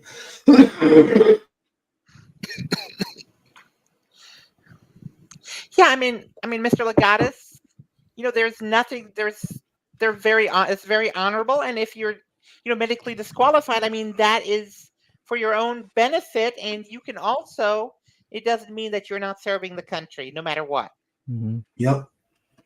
Let's see. And Phantom Outsider says, I'm 4F with being born with only one kidney, because if you only have one, they won't take you. I did not know That's that. true. I mean, one kidney, flat fee. Let's see. The Phantom Boomer says, on the paternal side, I came from a long line of 4F. Was 4F myself, but they let me in anyway. No arches. On the maternal side, my grandpa was horse cavalry. Went to Mexico to chase Villa. Oh, cool. Yeah, Yep. Pancho Villa. That's where Patton earned his first stripes, I guess you could say. Yeah. Yes, he did. Yeah, wasn't he a second lieutenant at the time? Yeah, I think so. Yeah. Was that 1916, I do believe? Yeah, that was in 16, yes. Let's see. Okay. Okay. We will. Okay. As an all-voluntary military, how long can the services survive the new PC culture? Will they be able to fight a war? Oh God. I'd like to think that there will be enough. I'm the eternal optimist. Mm-hmm. I'd like to think that there'll be enough of the military culture that they will call out the PCs. Well, I mean, this happened before. This happened before during the Bubba era, and it survived then. I can tell you some of the front end crews are some of the best trained in the world. They're outstanding people. They're very smart, very quick. Great people. So I have no problem with our. I call them front enders. It's the guys that make contact. Right. Yeah. Mm-hmm. But I will say this. Something that has to change. I can't speak for the Air Force, but I know in the Army. I mean, something that has to change the Army. You have these career fields that are artillery, armor, like the 19 series MOS is armor. The 11 MOS is infantry. And the thing is, these are fields that were always closed to women until recently. And there's a reason for it. And they should be closed to women again. Because, you're only as strong as your weakest component. And I got to tell you, at my 5'6", and I'm like 120 pounds, I can't carry a 200-pound man. And see, I can't carry all that, I can't carry all the gear. And this is something that this PC culture has to think about. No matter what you do, no matter what you have, it is still what you bring and what you can do physically. Especially in fields like that. And I'm sorry, I can't do it. Yeah. And this stupid idea that a woman can do anything a man can, that's not true physically, not at all. Yep. Agent Pepsi1, when I was dropping people at Fort Bragg and at Benning at the school there, the females, the smaller, more petite ones, they would load them down with equipment until they weighed roughly the same as the regular guys. Right. I mean, exactly. I mean, exactly right. But the point is, the equipment weighs the same. Mm-hmm. Well, they did it so that they would ballistically float. down to the Right. ground and wouldn't take off into another county, Mm. and that they would actually extract their parachute and not get wrapped up and killed, Oh. getting slapped on the bottom of the airplane. Right. I mean, exactly right. I mean, Mhm. mind you, I'm not airborne qualified. I'm Mhm. not air assault qualified, but I mean, that's exactly what I'm talking about. And once they get to the ground, they're supposed to fight as infantry, and they cannot carry the same load at the same speed. They can't run like a man with that load. I mean, hell, I mean, 2 weeks ago, look, my husband is 55 years old now, and 2 weeks ago, he slapped me over his shoulder and started taking off across our yard. I mean, I'm sorry, this is a 55-year-old man, Mhm. and there is no way these women can carry 90, 100, 120 pounds worth of gear and do it like a man. It's impossible. And I want combat effectiveness, not PC culture. PC culture will Good get you point. killed. PC culture Good will get you point. killed. One more time, Agent Pepsi1. My PC culture, Preach. PC culture will get you killed. I want to hear an amen from all of you. Yes, let's all say amen. Amen. Amen. All right. Florida Pooper says they have the same problems in police and fire, lowered fiscal standards. Yeah, I mean exactly. In fact, there was a thing on YouTube I saw the other day. At New York City, they had this. They have this test for the fire department, and it was this door that you had to go through. You had to break through this door, and this woman tried it like 5 or 6 times, and she couldn't do it. This normal sized man, first attempt, he went right through the door, and she got the job instead because he wanted to be PC correct. No, I mean that's going to get me killed in a fire right there. Yep. Snorter Pooper says, I'm totally airborne qualified. I can fall out of plane as good as anyone. It's the landing that's the problem. Got to stick to Yeah, landing. Got to stick the landing. yeah, that's what Let's see. the landing kills people. That's what kills you. Uh-huh.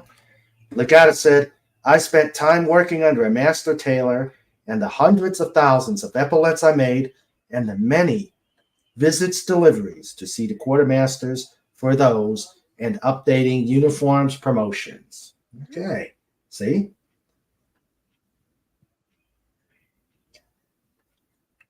Okay, let's see. Patton lead was first the first armor mechanized attack on a hacienda in Mexico in 1916. He loaded his troops on trucks and went roaring in. Yes. Okay. Gap says, my brother is a Marine and he's disgusted at the way things are going right now. Mm-hmm. We need a modern Patton. Oh, we had one in 1991. Schwarzkopf? That's him. Yep. Mm-hmm. Mm-hmm. Yep. Yep.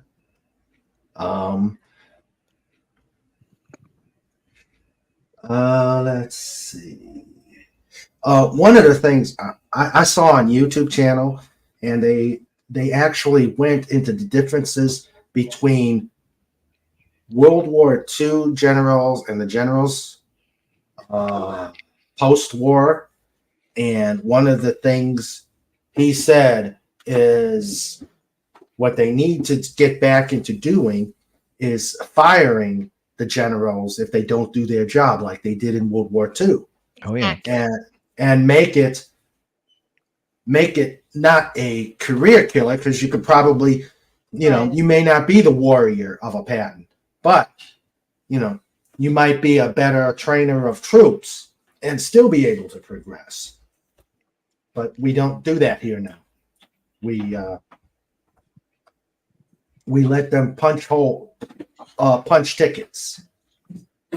Yeah, I mean Yeah. that Mm-hmm. that comes from that Cold War mindset when you had all these troops, all this manpower, and you could do these things. Mm-hmm. But I mean that does not exist anymore. You only have a limited amount of manpower, and you can't do it. Yep. Mr. CCDV says the commander of our Legion post is female and Air Force, but she's doing a great job. Okay. Oh yeah. And I agree with this one, CCDV. I never saw the need to jump out of a perfectly good airplane. There's always that story where the jump master looks at the load master and says, you know, can you believe they pay me $150 extra a month to do this? And the load master says, can you believe they pay me $250 to do this? And he just stands there. The guy jumps out the plane. Yeah. Oh, flight pay was that actually $250? It depended on your hours, gates that you flew, and your rank. So, excuse me, like a master's or a major would, excuse me, a major would make more flight pay than a lieutenant colonel, because a lieutenant colonel was more into the management end of it. So it was kind of weird how it went up for a little bit and then it started kind of coming back down. So I think as a master sergeant with over 15, I was making $850 a month.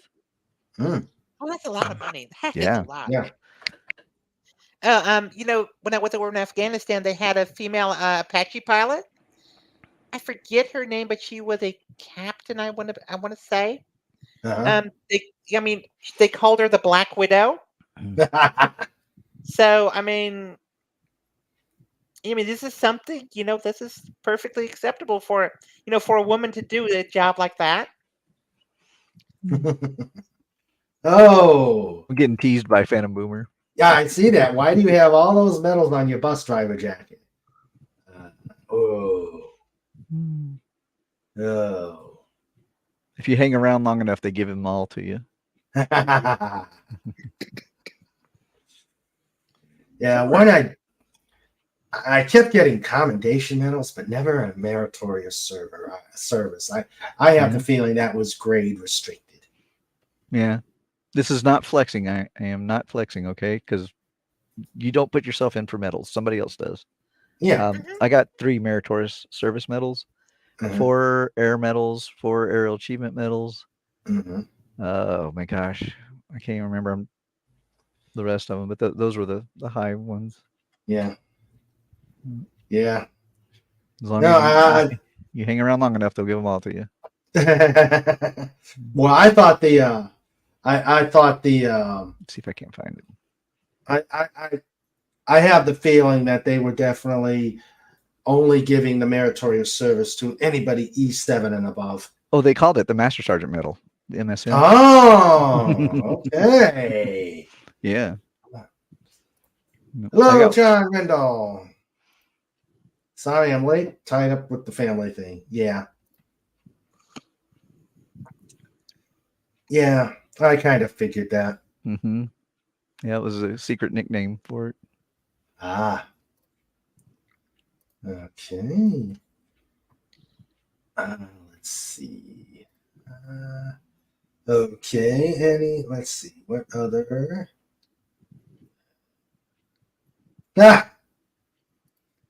Snortopupus. I got a thank you for coming ribbon and in college ROTC. Spoiled my perfectly clean shirt. Hail Snortopupus. Yeah, after a while, you're just like, oh no, you're gonna mess up my whole ribbon rack, and now I got to buy another row. And yeah, oh my gosh. Or even worse, if you're a flat ribbon person. Yes, yep, and I did. I have the flat ribbons. And every time you got a ribbon, you had to redo it. Yep. You can get away with a cluster. But yeah. Yeah, getting a new one cost you $40. Oof! Wow. To get a whole new ribbon rack. Modern problems. Yeah. Oh yeah, modern problems. Let's see. Let's see. I'll tell you what, this is a great show. I am enjoying it. I hope you guys are. I am. And I hope the chat is enjoying this too. Yeah. Let's see. Phantom Outsider says, well, if you were a quartermaster, my dad was one at one point, you could requisition things. he got himself MP status, as he did train with MPs in Washington State. And Mr. CCDV said, I got 3 meritorious unit medals, but never an individual. My highest award is a joint commendation medal. Yeah. I got a couple of those. Yeah. Yeah, I actually left with five common Air Force commendation medals. And I'm like, and the colonel on my retirement who was giving me my last one says, he said, why do you have 5 of those? I said, sir, I'm not going to say anything. Well, I mean, I'm proud of every one of them, but I'm proud of every one of them because I earned every one of them. But it still would have been nice for the meritorious service. Let's see. I found my ribbon rack. Let's see if I can't.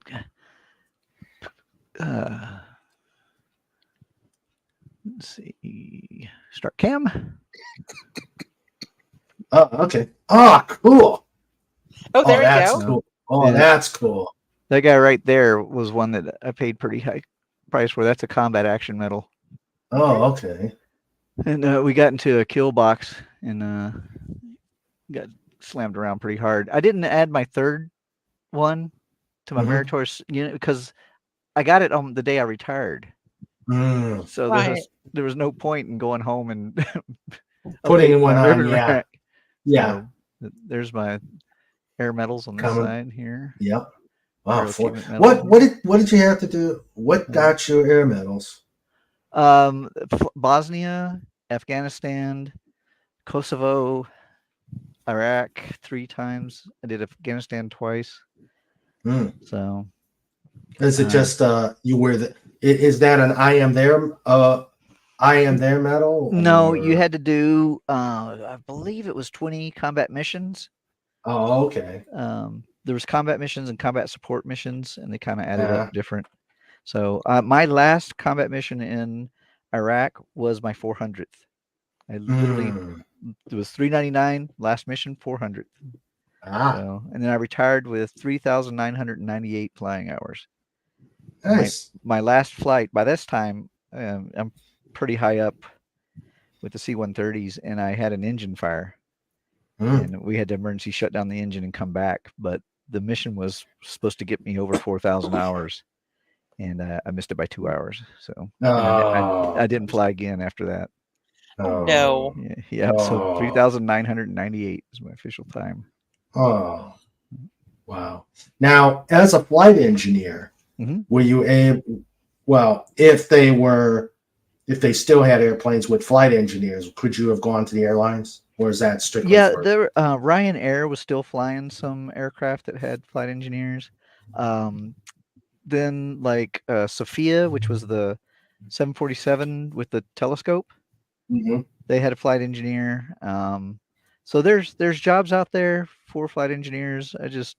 All my takeoffs equaled all my landings at this point after flying them for 19 years. I was happy. So, I wanted to do something different. I actually wanted to go into space flight operations with SpaceX, and I quickly discovered that all the big MIT, Stanford, those kind of schools hire out of there. They don't hire Embry-Riddle Aeronautical University people. Oh dear. So they hire the cream of the crop because they can get them for cheap because everybody wants to do that. But Embry-Riddle is a very good school.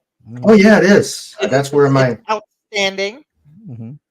Yeah, I got my bachelor's degree in technical management and my master's in aeronautical science. Okay, I got my bachelor's in professional aeronautics, with the security focus, right? And my master's I got through Western Governors University, which I highly recommend. In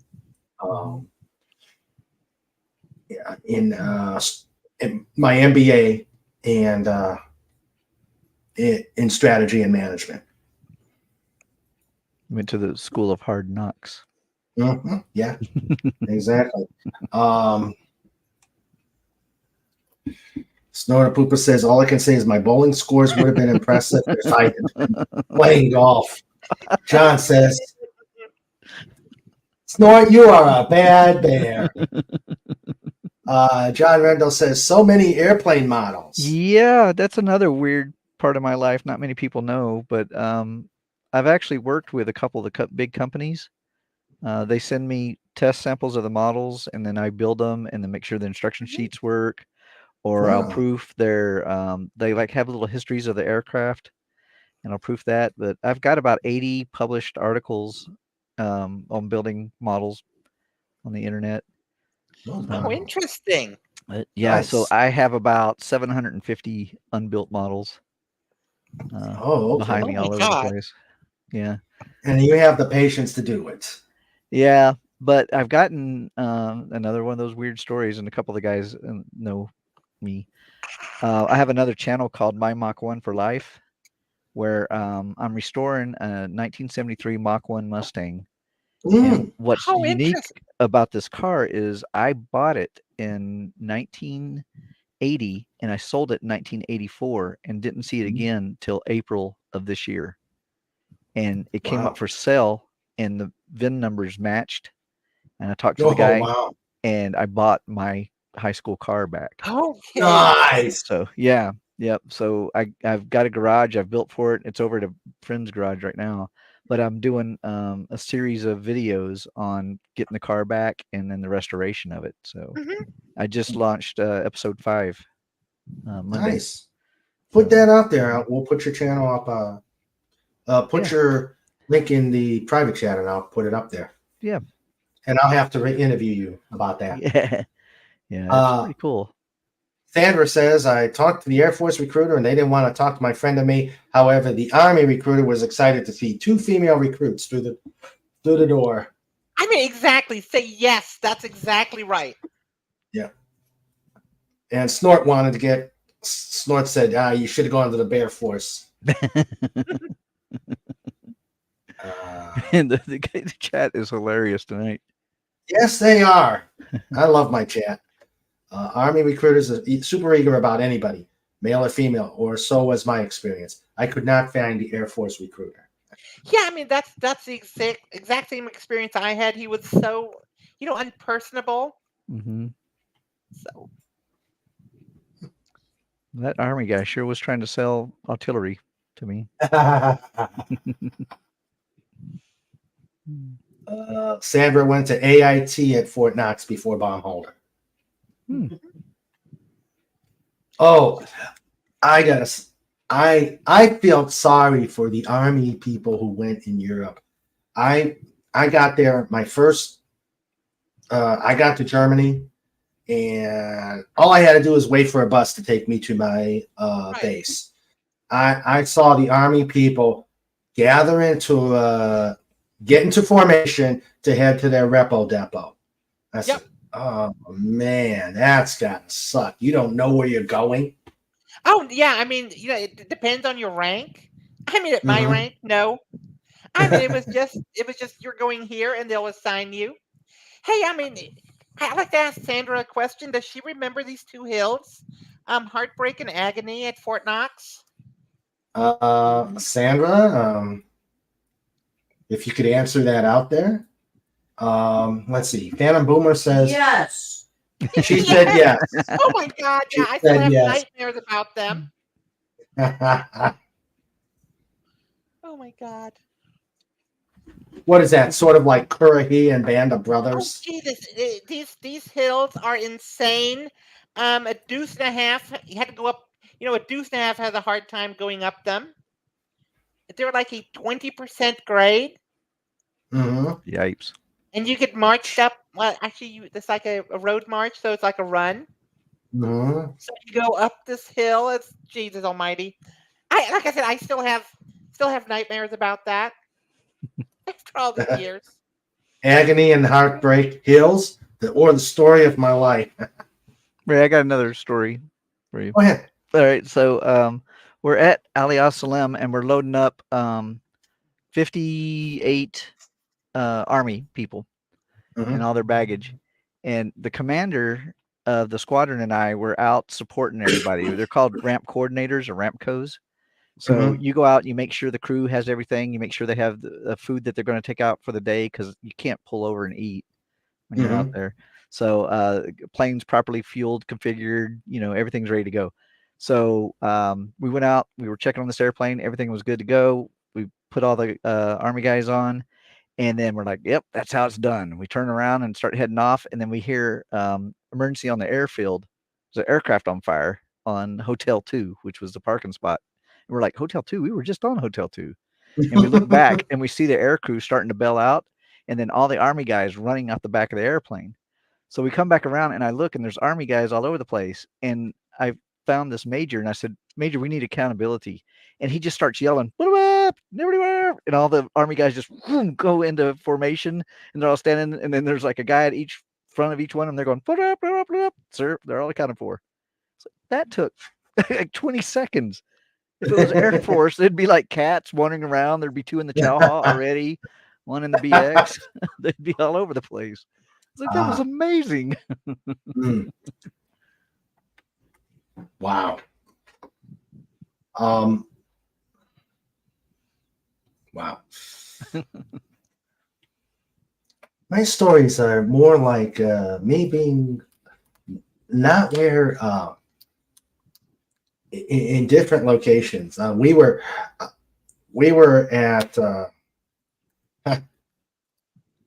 oh, here we go. Well, it was the Army. We have discipline. That's right. That's exactly right. Hey man, you got to sleep with her, so yeah, I'm gonna keep quiet. We go through this all the time. Raymond, you better be quiet, because Sandra's always right. Yes, she is. And she's gonna smack you in the back of the head like Gibbs does on NCIS. Oh, she throws things at me when Remember that? he throws things at me when she is displeased at something I say. Let's see. What the? Did you ever inspect the hazmat shipment Hasdex by Army guys? My loadmasters usually did, but yeah, I've seen it before, because you never know what you're hauling. And if you're up at altitude and the plane has a rapid decompression, what is the stuff that you're hauling going to do? Is it going to fumigate the back of the aircraft? Is it going to blow up? Is it a pressurized hole? You have no idea what it's going to do at 15,000 feet pressure altitude. That's true. Yeah, it was a big deal. Yeah. Sandra can hit the Dolphin with a well-aimed pothole. If it's not on fire. But Raymond, that can be arranged. That can be arranged. I remember the M16s with the 22 adapter on it in order to save money. They used 22 Of course. Wait. What is this? Yeah, I remember that. During our basic training, they didn't want to waste M6. They didn't want to waste 5.56 on basic trainees. So we had to fire with the 22 adapters. And of course, they weren't as cool as the 22 trainers they have out there now. Right. Wait.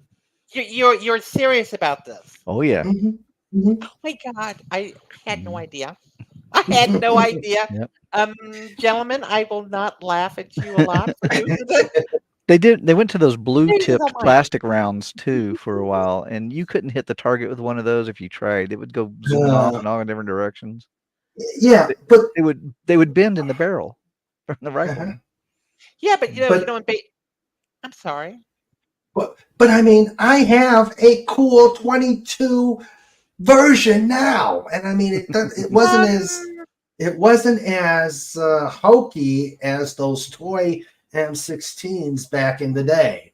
Well, I will tell you this: when I was in basic, we had these Vietnam rifle retreads, the M16A1s, not the ones with the 3-round burst. This is a fully automatic. That was interesting. Yep, I've shot those too.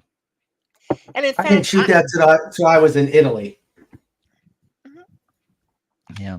in fact, I have one now, but I mean, not a fully automatic, but a not selective fire, semi-automatic, but it's still Mhm. the full size with a 20-inch barrel. Mm-hmm. Whoa! At great mistakes, they gave John Rendell says at great mistakes they gave his 22 chambered 1911s with 4 shots in them. That's What? it, no more. What?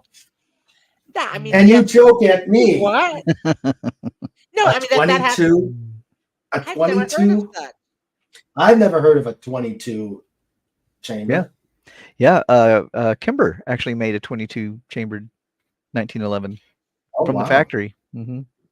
Wow! Hey, did I tell you all? I just bought another 1911. Did I tell Oh, you that? nice, I bought nice. a Springfield Armory, brand Mm. Yeah. spanking new, and I went to this local sporting goods store up here. It's like a little mom and pop sporting goods that sell guns Mhm. as well, and they had it for $539. I Oh, said, "Are that's you yeah. kidding me?" Oh And yeah. he said, "No." He said, "This is it." And I said, "Here it is." He says, "We bought it for a customer. You know, he paid on it, and then he decided he didn't want it." I said, "I'll take it." So I mean, $539. I mean, plus tax. Right. Yeah. Yeah, I don't Good know what deal. the CMP is. I don't know what the CMP is charging for their 1911s Yeah. when they let them out. Mm-hmm. Uh, Yeah. let's see. Oh, Yes, I know. You know. And grenade launchers and mortars and I mean, exactly. I mean, exactly right. The M16A1. I know. the most disappointing thing my dad said in basics was they got to throw one grenade. He threw it as far as he could, nothing. They were like, you need to lob it. He says, I don't want that anywhere near me. I got to No, shoot that a lot of Beretta. mhm. We did anti-hijacking Yeah. exercises a lot. So, yeah, a whole lot of that. Snorter Pooper says, in ROTC, we went to Air Force Base to do our shooting quals. The Air Force didn't think Army cadets needed more than 30 rounds apiece Oh to my do God. that. So they didn't get to qualify. That's not right. Yeah. Oh, when I was getting ready to retire, I was slated to go do my M16 qual, and the superintendent said, I'm not wasting rounds on you. You're not going. Hmm. Yeah, but 5.56 is cheap. I mean, Yeah, wow. no, he is. Yeah. Well, he said it was a case of I'm not going to use it, so I'd be doing it for fun. So why? Well, I mean, uh, Yeah, I agreed, Agent Pepsi1. I mean, okay. agree.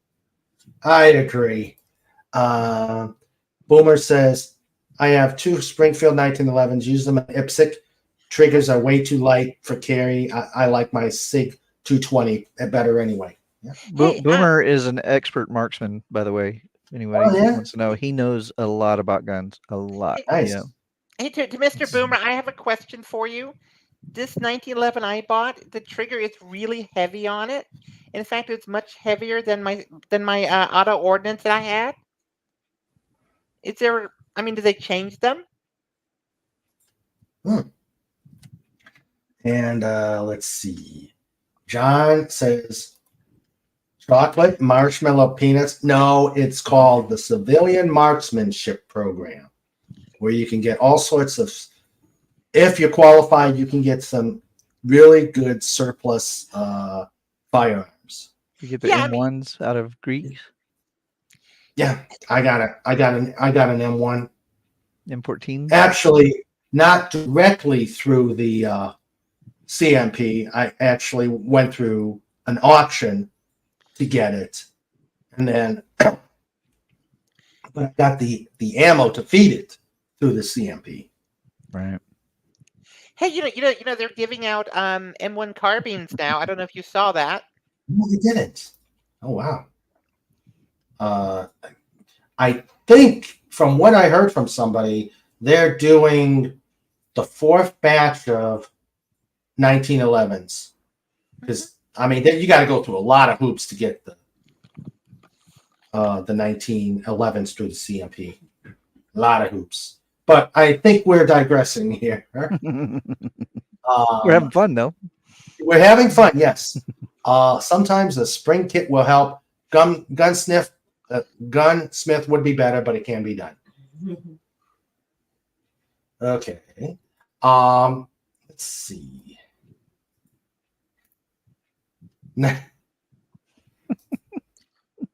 John, we're not going there tonight. This is supposedly a serious episode.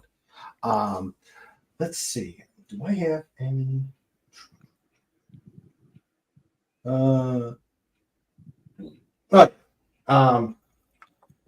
In my intel field, we actually in back in the day when SAC was still around, we actually had a paragraph in the reg where so we can learn how the radar system and how we can draw little pretty radar pictures. We were authorized to have a seat on a B-52, which I thought was cool. So, but you had to go through a limited flight physical. I think it was about limited flight physical. Go through the altitude chamber. Yep. And, ejection seat egress. Oh my God. Yep. Training. Well, no. Well, they called it hanging harness. Yeah. But in the B-52, it wouldn't be an ejection seat. It would be the jump seat. No, yeah, we'd be in a jump seat and we'd go out the holes because down in the bottom of the B-52, the navigator and the radar nav go through the bottom of the airplane. Right. Their seats eject downward. So our training was if we had to go out and hopefully we were high enough that we'll survive, we tumble out the holes that were made in the airplane. Mm-hmm. So that's where you found out that the tail gunner wasn't in the tail. Yeah. Mm-hmm. Tail gunner wasn't in the tail. He was in the top floor of the airplane. Yeah. With the rest of the crew. So my my second flight in a B-52 was a day mission, and we were coming back. And they were going to do touch and goes, so they couldn't have me on board. Right. So what they did is, and because of that, they couldn't deploy their drag chute.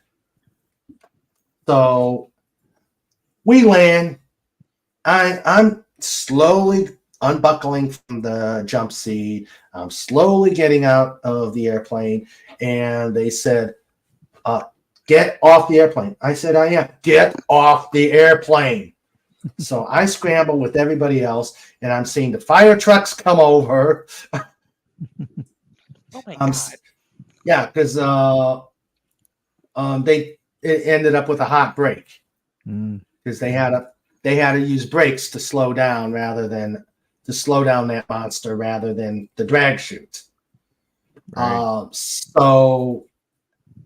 So I'm seeing the fire trucks all over the place, and I got a lot of dirty looks. And next time I went to schedule myself a flight, said, "Do not give him." The schedule said, "Do not give him a daytime flight." So since then, I went on night flights, but B-52s were fun to fly in. They were very fun to fly with. I never flew in anything but the C-130, different variants of the C-130. Like I flew gunships, but I never flew them operationally. I flew them testing out radar and train following things.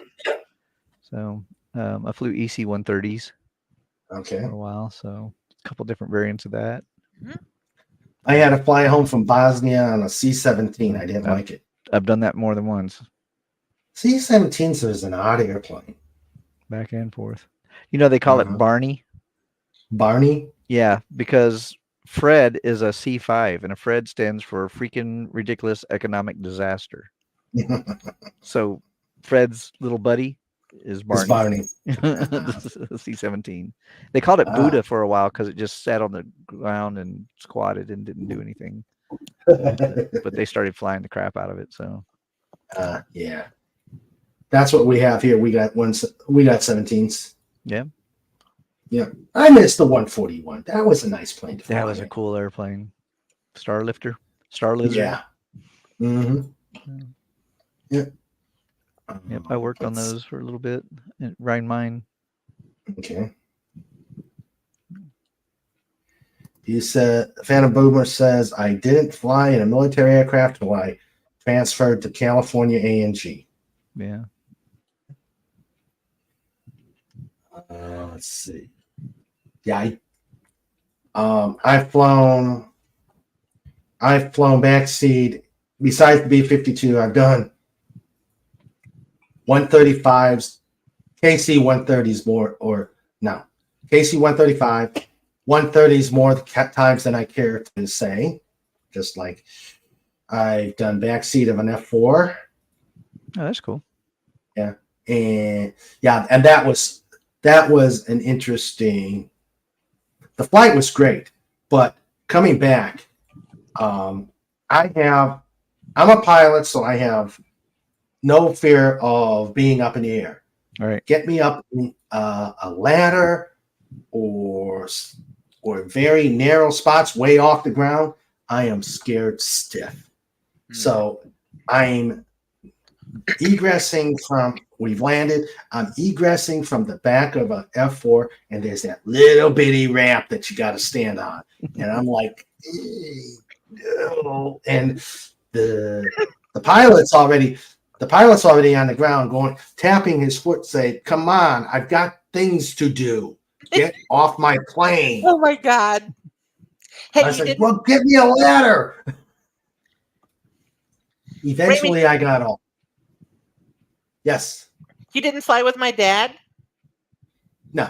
Okay, just unless his last name was Hillman. No. I'm just making sure because that is something he would have done.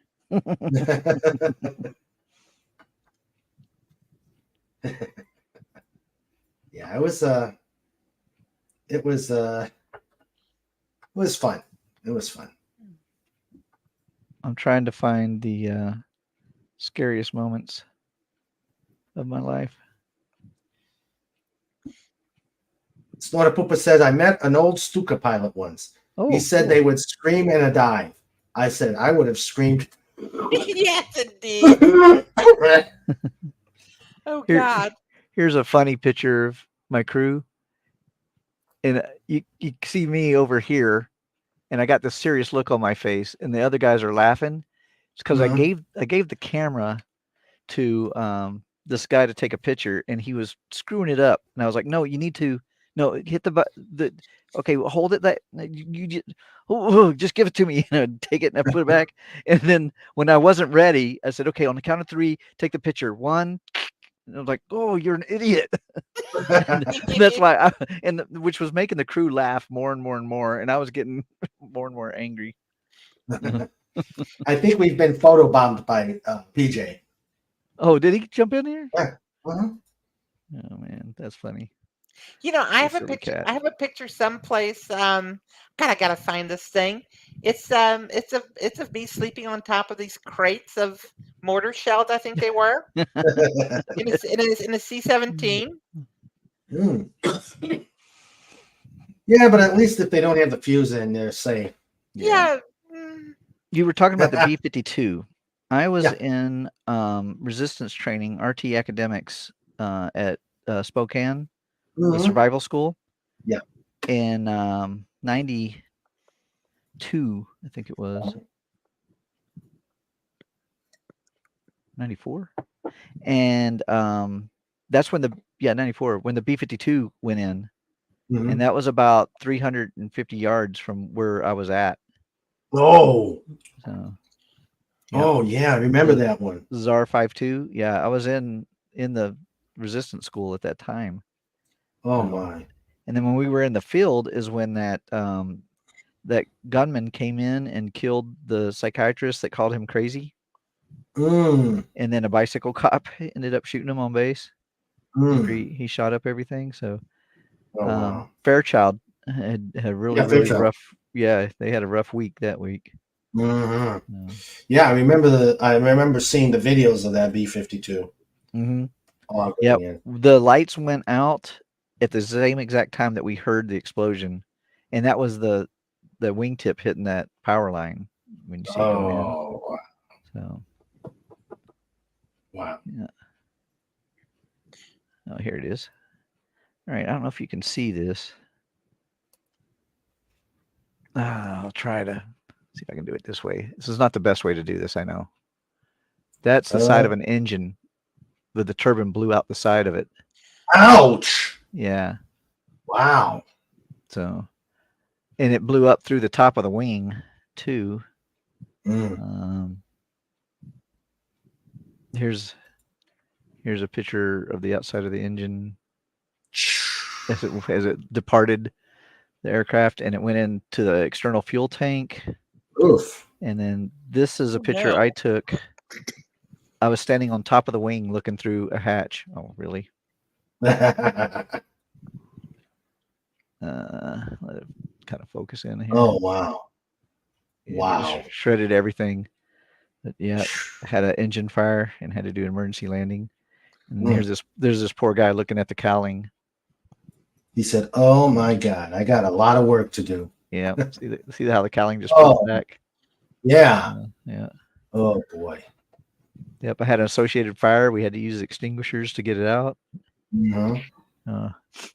It was an exciting day. Yeah. Oh. Let's see.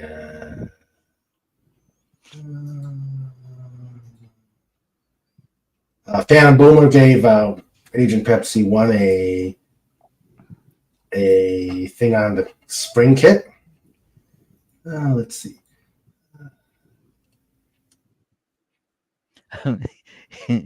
Yeah, Phantom Boo. We were doing a video. I forgot what we were doing, a stream, and PJ jumps up here and literally puts his butt right in the camera. I mean, right in there. And Now you're that is a photo bomb. like, what the heck? Yeah. And he's totally oblivious. He's just a cat. But Mhm. it was so funny. We got to laughing so hard. I don't think we got anything done for a good 5 minutes.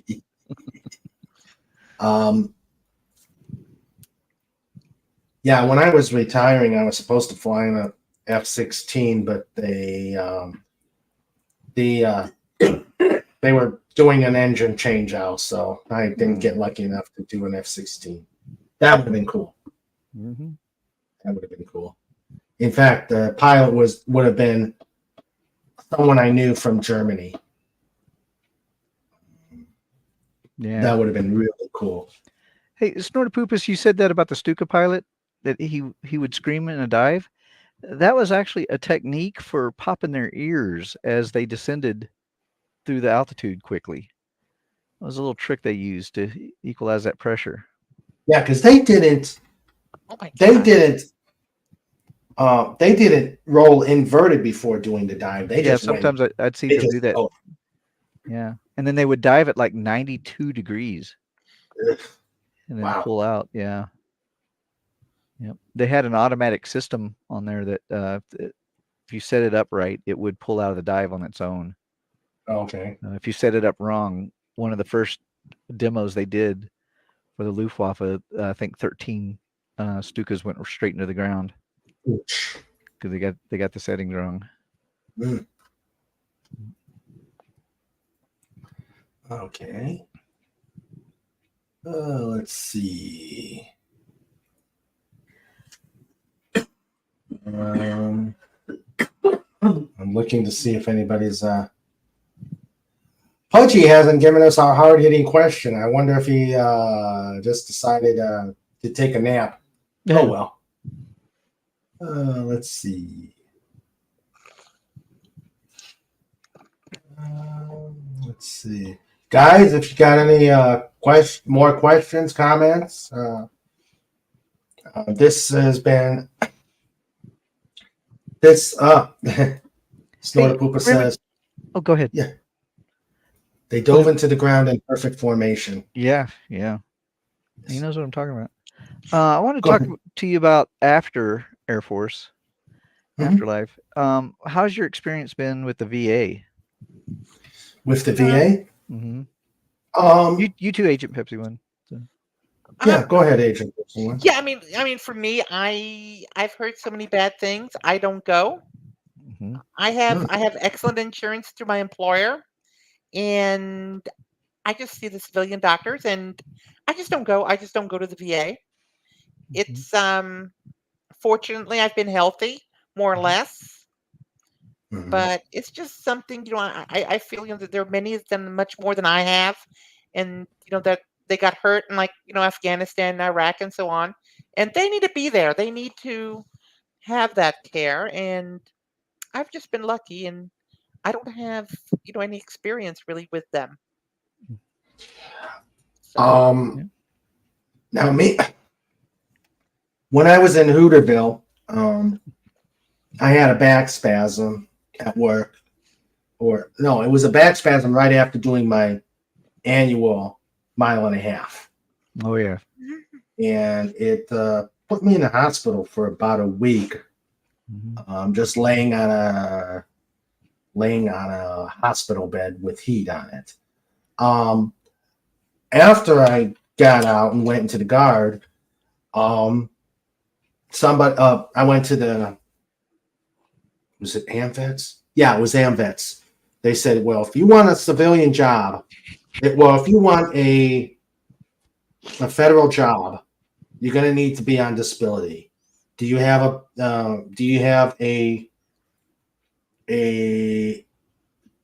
something that happened in the military? I said, yeah, my back. So I went and then started the VA application process. AMVETS was pretty good. I actually got 2 levels of disability. I got one from a broken foot that I had on leave, and then my back.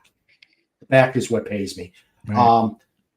The facilities in the city I was at, the supposedly good one, I wasn't overly impressed with. So, like Agent Pepsi1, I went, got my disability, even though it took forever. I didn't know what I wanted to do in the federal government, so that I didn't do anything with that. And like she said, I had good insurance in the civilian right. world, and so I let it go. It was once I got to West Virginia, people were telling me, you ought to start thinking about, you're not getting any younger. You ought to start going to the VA and getting your back treated through them, because if nothing else, they give you the pills and free of charge. Yeah. So I said, okay, I'll do that. A lot of people from where I work go to the VA, and actually, this facility that I go to is absolutely awesome. It's absolutely awesome. Clean. Clean. You don't smell X-ray camera solutions. I guess that's what happens when you have Senator Byrd as your senator, because he put in a lot of money into government institutions in the state of West Virginia. Well, that's a good thing. Yeah. So that's a really good thing. So I've started going there. They have a chiropractor. I didn't know they had a chiropractor, and I'm like, whoa, this is not bad. This pleases me. And of course, the back medicine free of charge. So as time went on, I kind of like the VA system. Right. I don't like that they're not part of TRICARE. Yes. Well, Mm-hmm. Yeah, I don't like their. Yeah, I don't like that they're not part of TRICARE because it's a lot closer to have that person as my primary care than have to go like to either Dietrich or Andrews. yeah. But yeah, I've had good experiences with the VA. How about you, Kirk? The same thing. I think VAs are kind of hit and miss, and there's some that are excellent and some that are not. And I Exactly. happen to have a pretty decent one here.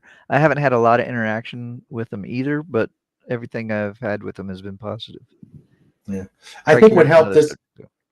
I think what helped this time around is I work with people who were in the VA, who worked at the VA, and then transferred over, and they were telling us the stories about it. And, so I decided to give it a try. Yeah. So, Phantom Boomer says, I think the coolest thing is Chuck Yeager International Airport. Yeah. I met him quite a few times. I met him 6 times altogether. Oh, cool. Cool. So, Yeah. Yeah, we're not.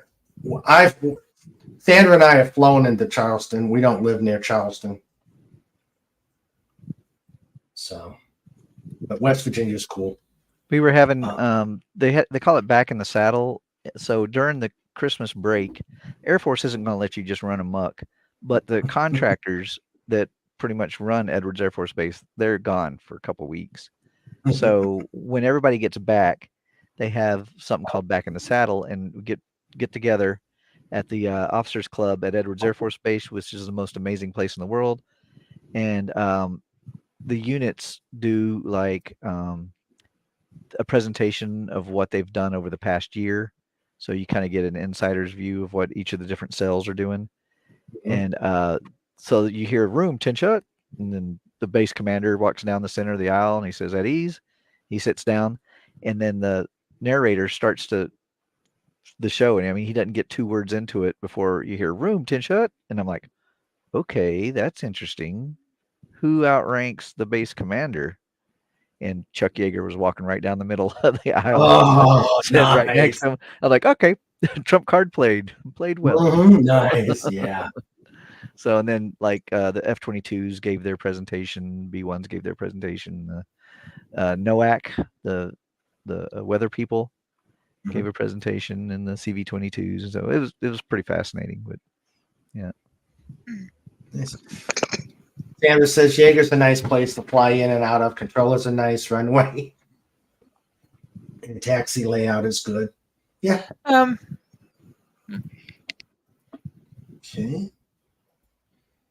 Okay. Well, Chad, I hope you guys are enjoying this. This has been great. Yeah.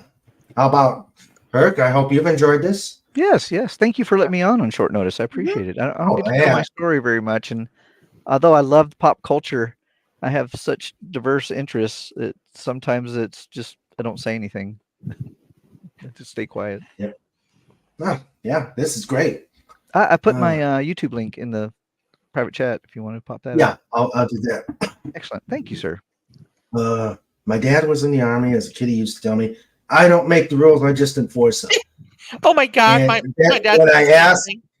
When I asked who makes these rules, he said, "You don't need to know." Oh my Jesus! Oh my God! My dad said the same thing. He said exactly the same thing. Oh Jesus! That's funny. I mean, exactly. I just enforce the rules. Phantom Boomer says, I was getting snowed on in my rental car at Jaeger, but it's like because I couldn't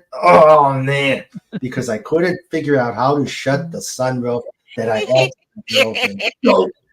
Oh no. I know Boomer pretty good, and I can hear him saying this in his voice. It's so funny. Oh dear. Oh dear. I hope you got a picture of that boomer. All right. It is 20 to 9, and I know if I don't start show notes, we'll go on later. And right now this coughing is starting to get to me. So guys, this was fantastic show. Stick around after so we talk in the green room. So let's see. No picture. It was dark, which was part of the problem. All right. I've had a great time. This is actually the first one of the three that I actually got to talk about my experiences. So Yeah. I'm glad you let me indulge myself, guys. And I enjoyed listening to you guys. You guys were amazing, and I'm glad you both can come. Thank you. Yeah. And so it is time for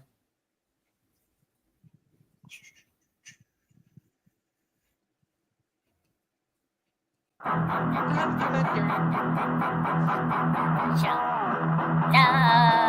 with Mr.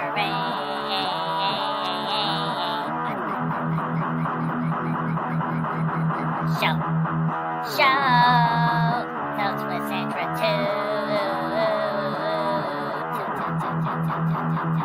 Mr. Raymond, push the button.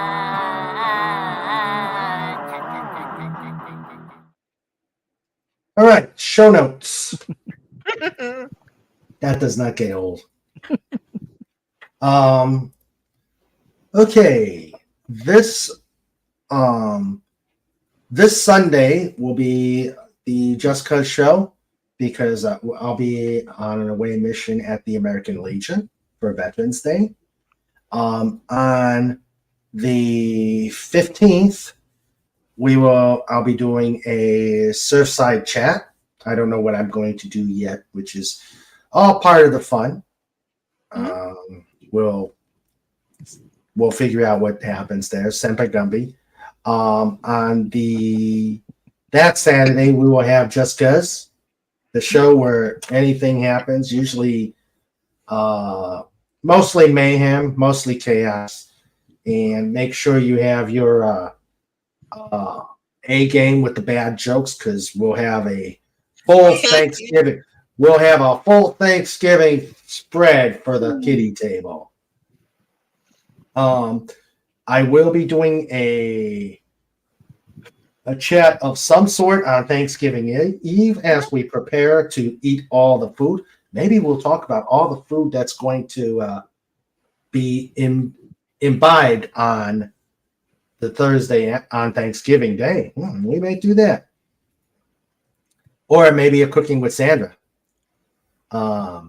Then, of course, Just Cause on the Saturday. And then on the 29th, we'll be talking scouting with the Huff family. They're very much into scouting. They have 2 Eagle Scouts.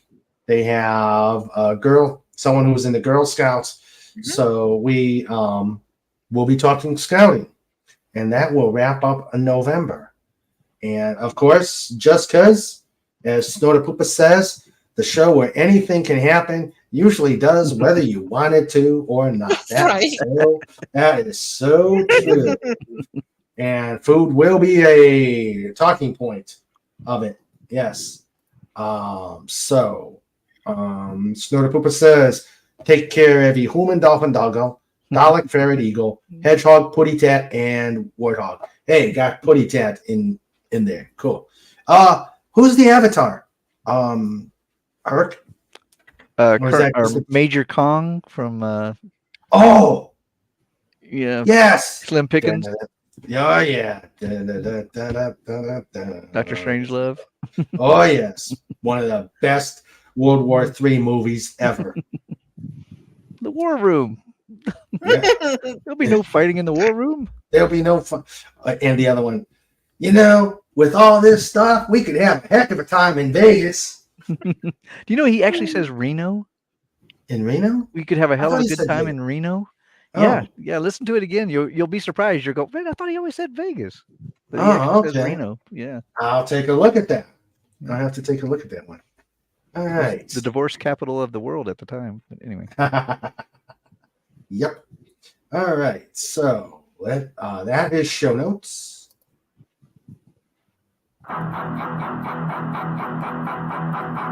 Show. Shows with Mr. Ray.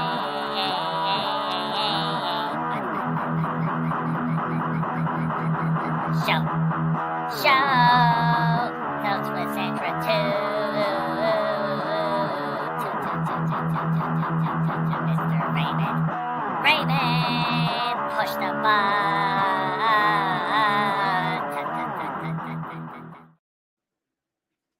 Okay.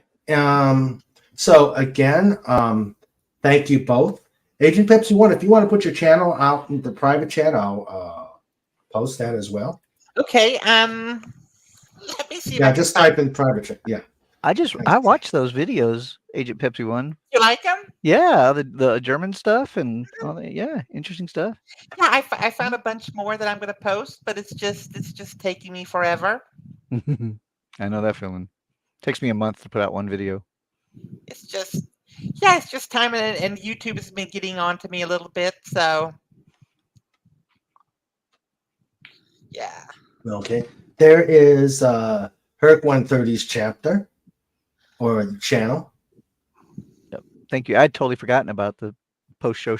All right. Should have trusted you.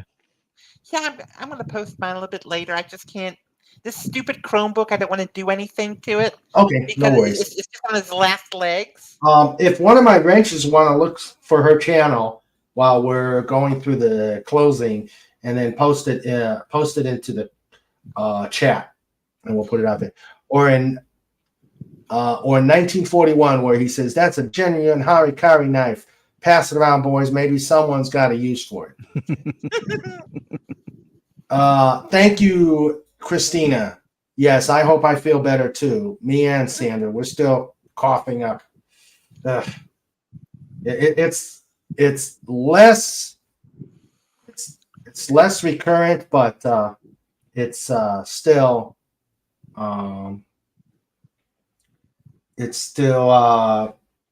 hard when we do cough.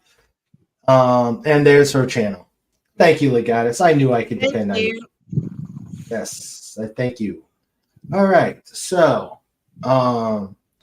let me thank everybody who's here who helped make this with all the comments and questions you guys had. Thank you again for making this third annual Veterans Day panel be as successful as it is, and I plan on continuing these every Veterans Day for as long as I'm around. So please continue to support. Continue to support the channel. Continue to support things like this Veterans Show. So let me start saying goodnight to everybody and thanking you all for coming here. We have, and I'm going to, you guys feel free to say no if I don't guess right. Thank you to Admiral Teague for being here. Thank you for Captain Finity for being here. Gap After Dark was here. Herc 130 was, well, no, I know. Herc 130 is here. Yes, he is in the channel. Jack Lumen was here. James Caserta was here. Jim's Landscape, thank you. Here, yeah. Chris, the amazing Christina Hoffman Art was here, and thank you again for the hoping I feel better. Maria with T and Telly was here. She's Thank awesome. you. Yes, she is. Please go to Maria with T and Telly's channel. Also go to Admiral Teague's and Captain Infinity's channels. Mr. CCDV, thank you for being here. The Phantom Outsider, thank you for being here. Let's see. We had Shooter 8323. Boy, we had a lot of people tonight. We had the Phantom Boomer Explorers. Thank you for being here. And let's see. And that takes us, let me make sure that I caught all the chatters before I go to the team. I mean, you forgot Carla Burton. Yes, that's right. That's right. I Carla love Burton. Carla Burton. I have a crush on Yes. Carla Burton. Auntie Devoted Oh. Jill. She's awesome. Well, no, And- Jill's part of our team, so I was going to. Oh, okay. Yeah. But yes, thank you for reminding me about Carla. Yes, Carla Burton was here. Thank you very much, dear, for being here. Let's see. And now the amazing King Dolphin TV. Sandra, our amazing producer, cook, thrower of things when I need to be disciplined. Discipline. Yeah. We had the first one last out, Legatus Legionii. Your comments and stuff were amazing. Mhm. You're a great friend. We had Anti-Derivative Jill. Thank you, dear, for coming and joining us. John Rendell, Faz, thank you again, my co-host. Dalek 451, thank you for being here. Hope you enjoyed the show. Pudgy Hedgehog, he was quiet this time, and we didn't get the hard-hitting question. I wonder if he must have been tired after posting 2 stories about saving Christmas. Go to Pudgy Hedgehog Adventures to listen on his stories and see all the other cool stuff he's doing. Okay, John, Jill, Dalek, Legatus, Pudgy, and of course, we cannot forget the hardest working bear on the internet. Exactly. Snort a poop ass! You bar! Touchscreen! Great show. Great show. Thank you for your service. Happy Veterans Day. And now, the master of disaster. Sniffles. Q. Burr. Dot. Boom.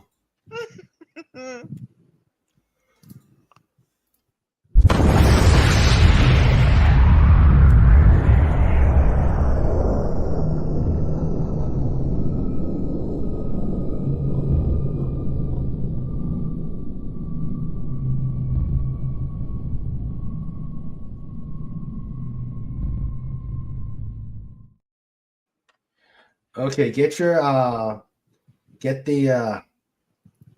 fallout gear. Get in your shelters.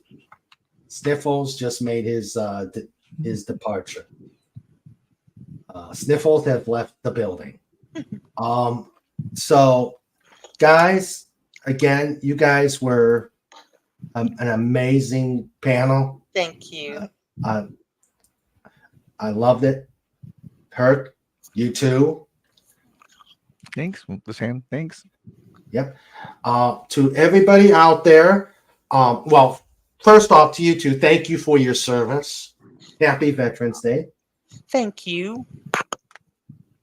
And to all who are out there who are veterans, thank you for your service.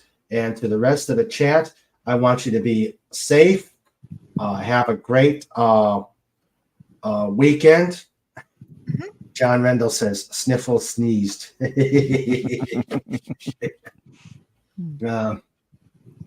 Legata says, Happy Remembrance Day, Armistice Day, right? Which end of World War I. And Veterans Day here in the U.S. Hey, So, yes. Yes, ma'am. you know, it's also the 9th of November is also when the Berlin Wall came down. That is so Of true. 89. Yep, 89, the Berlin Wall came down. Mhm. Yeah. So, yes. So, everybody be safe, be happy, enjoy your weekend, and we will see you on Sunday for Just Cuz. Mhm. Good night, all. Bye, everyone. Good night.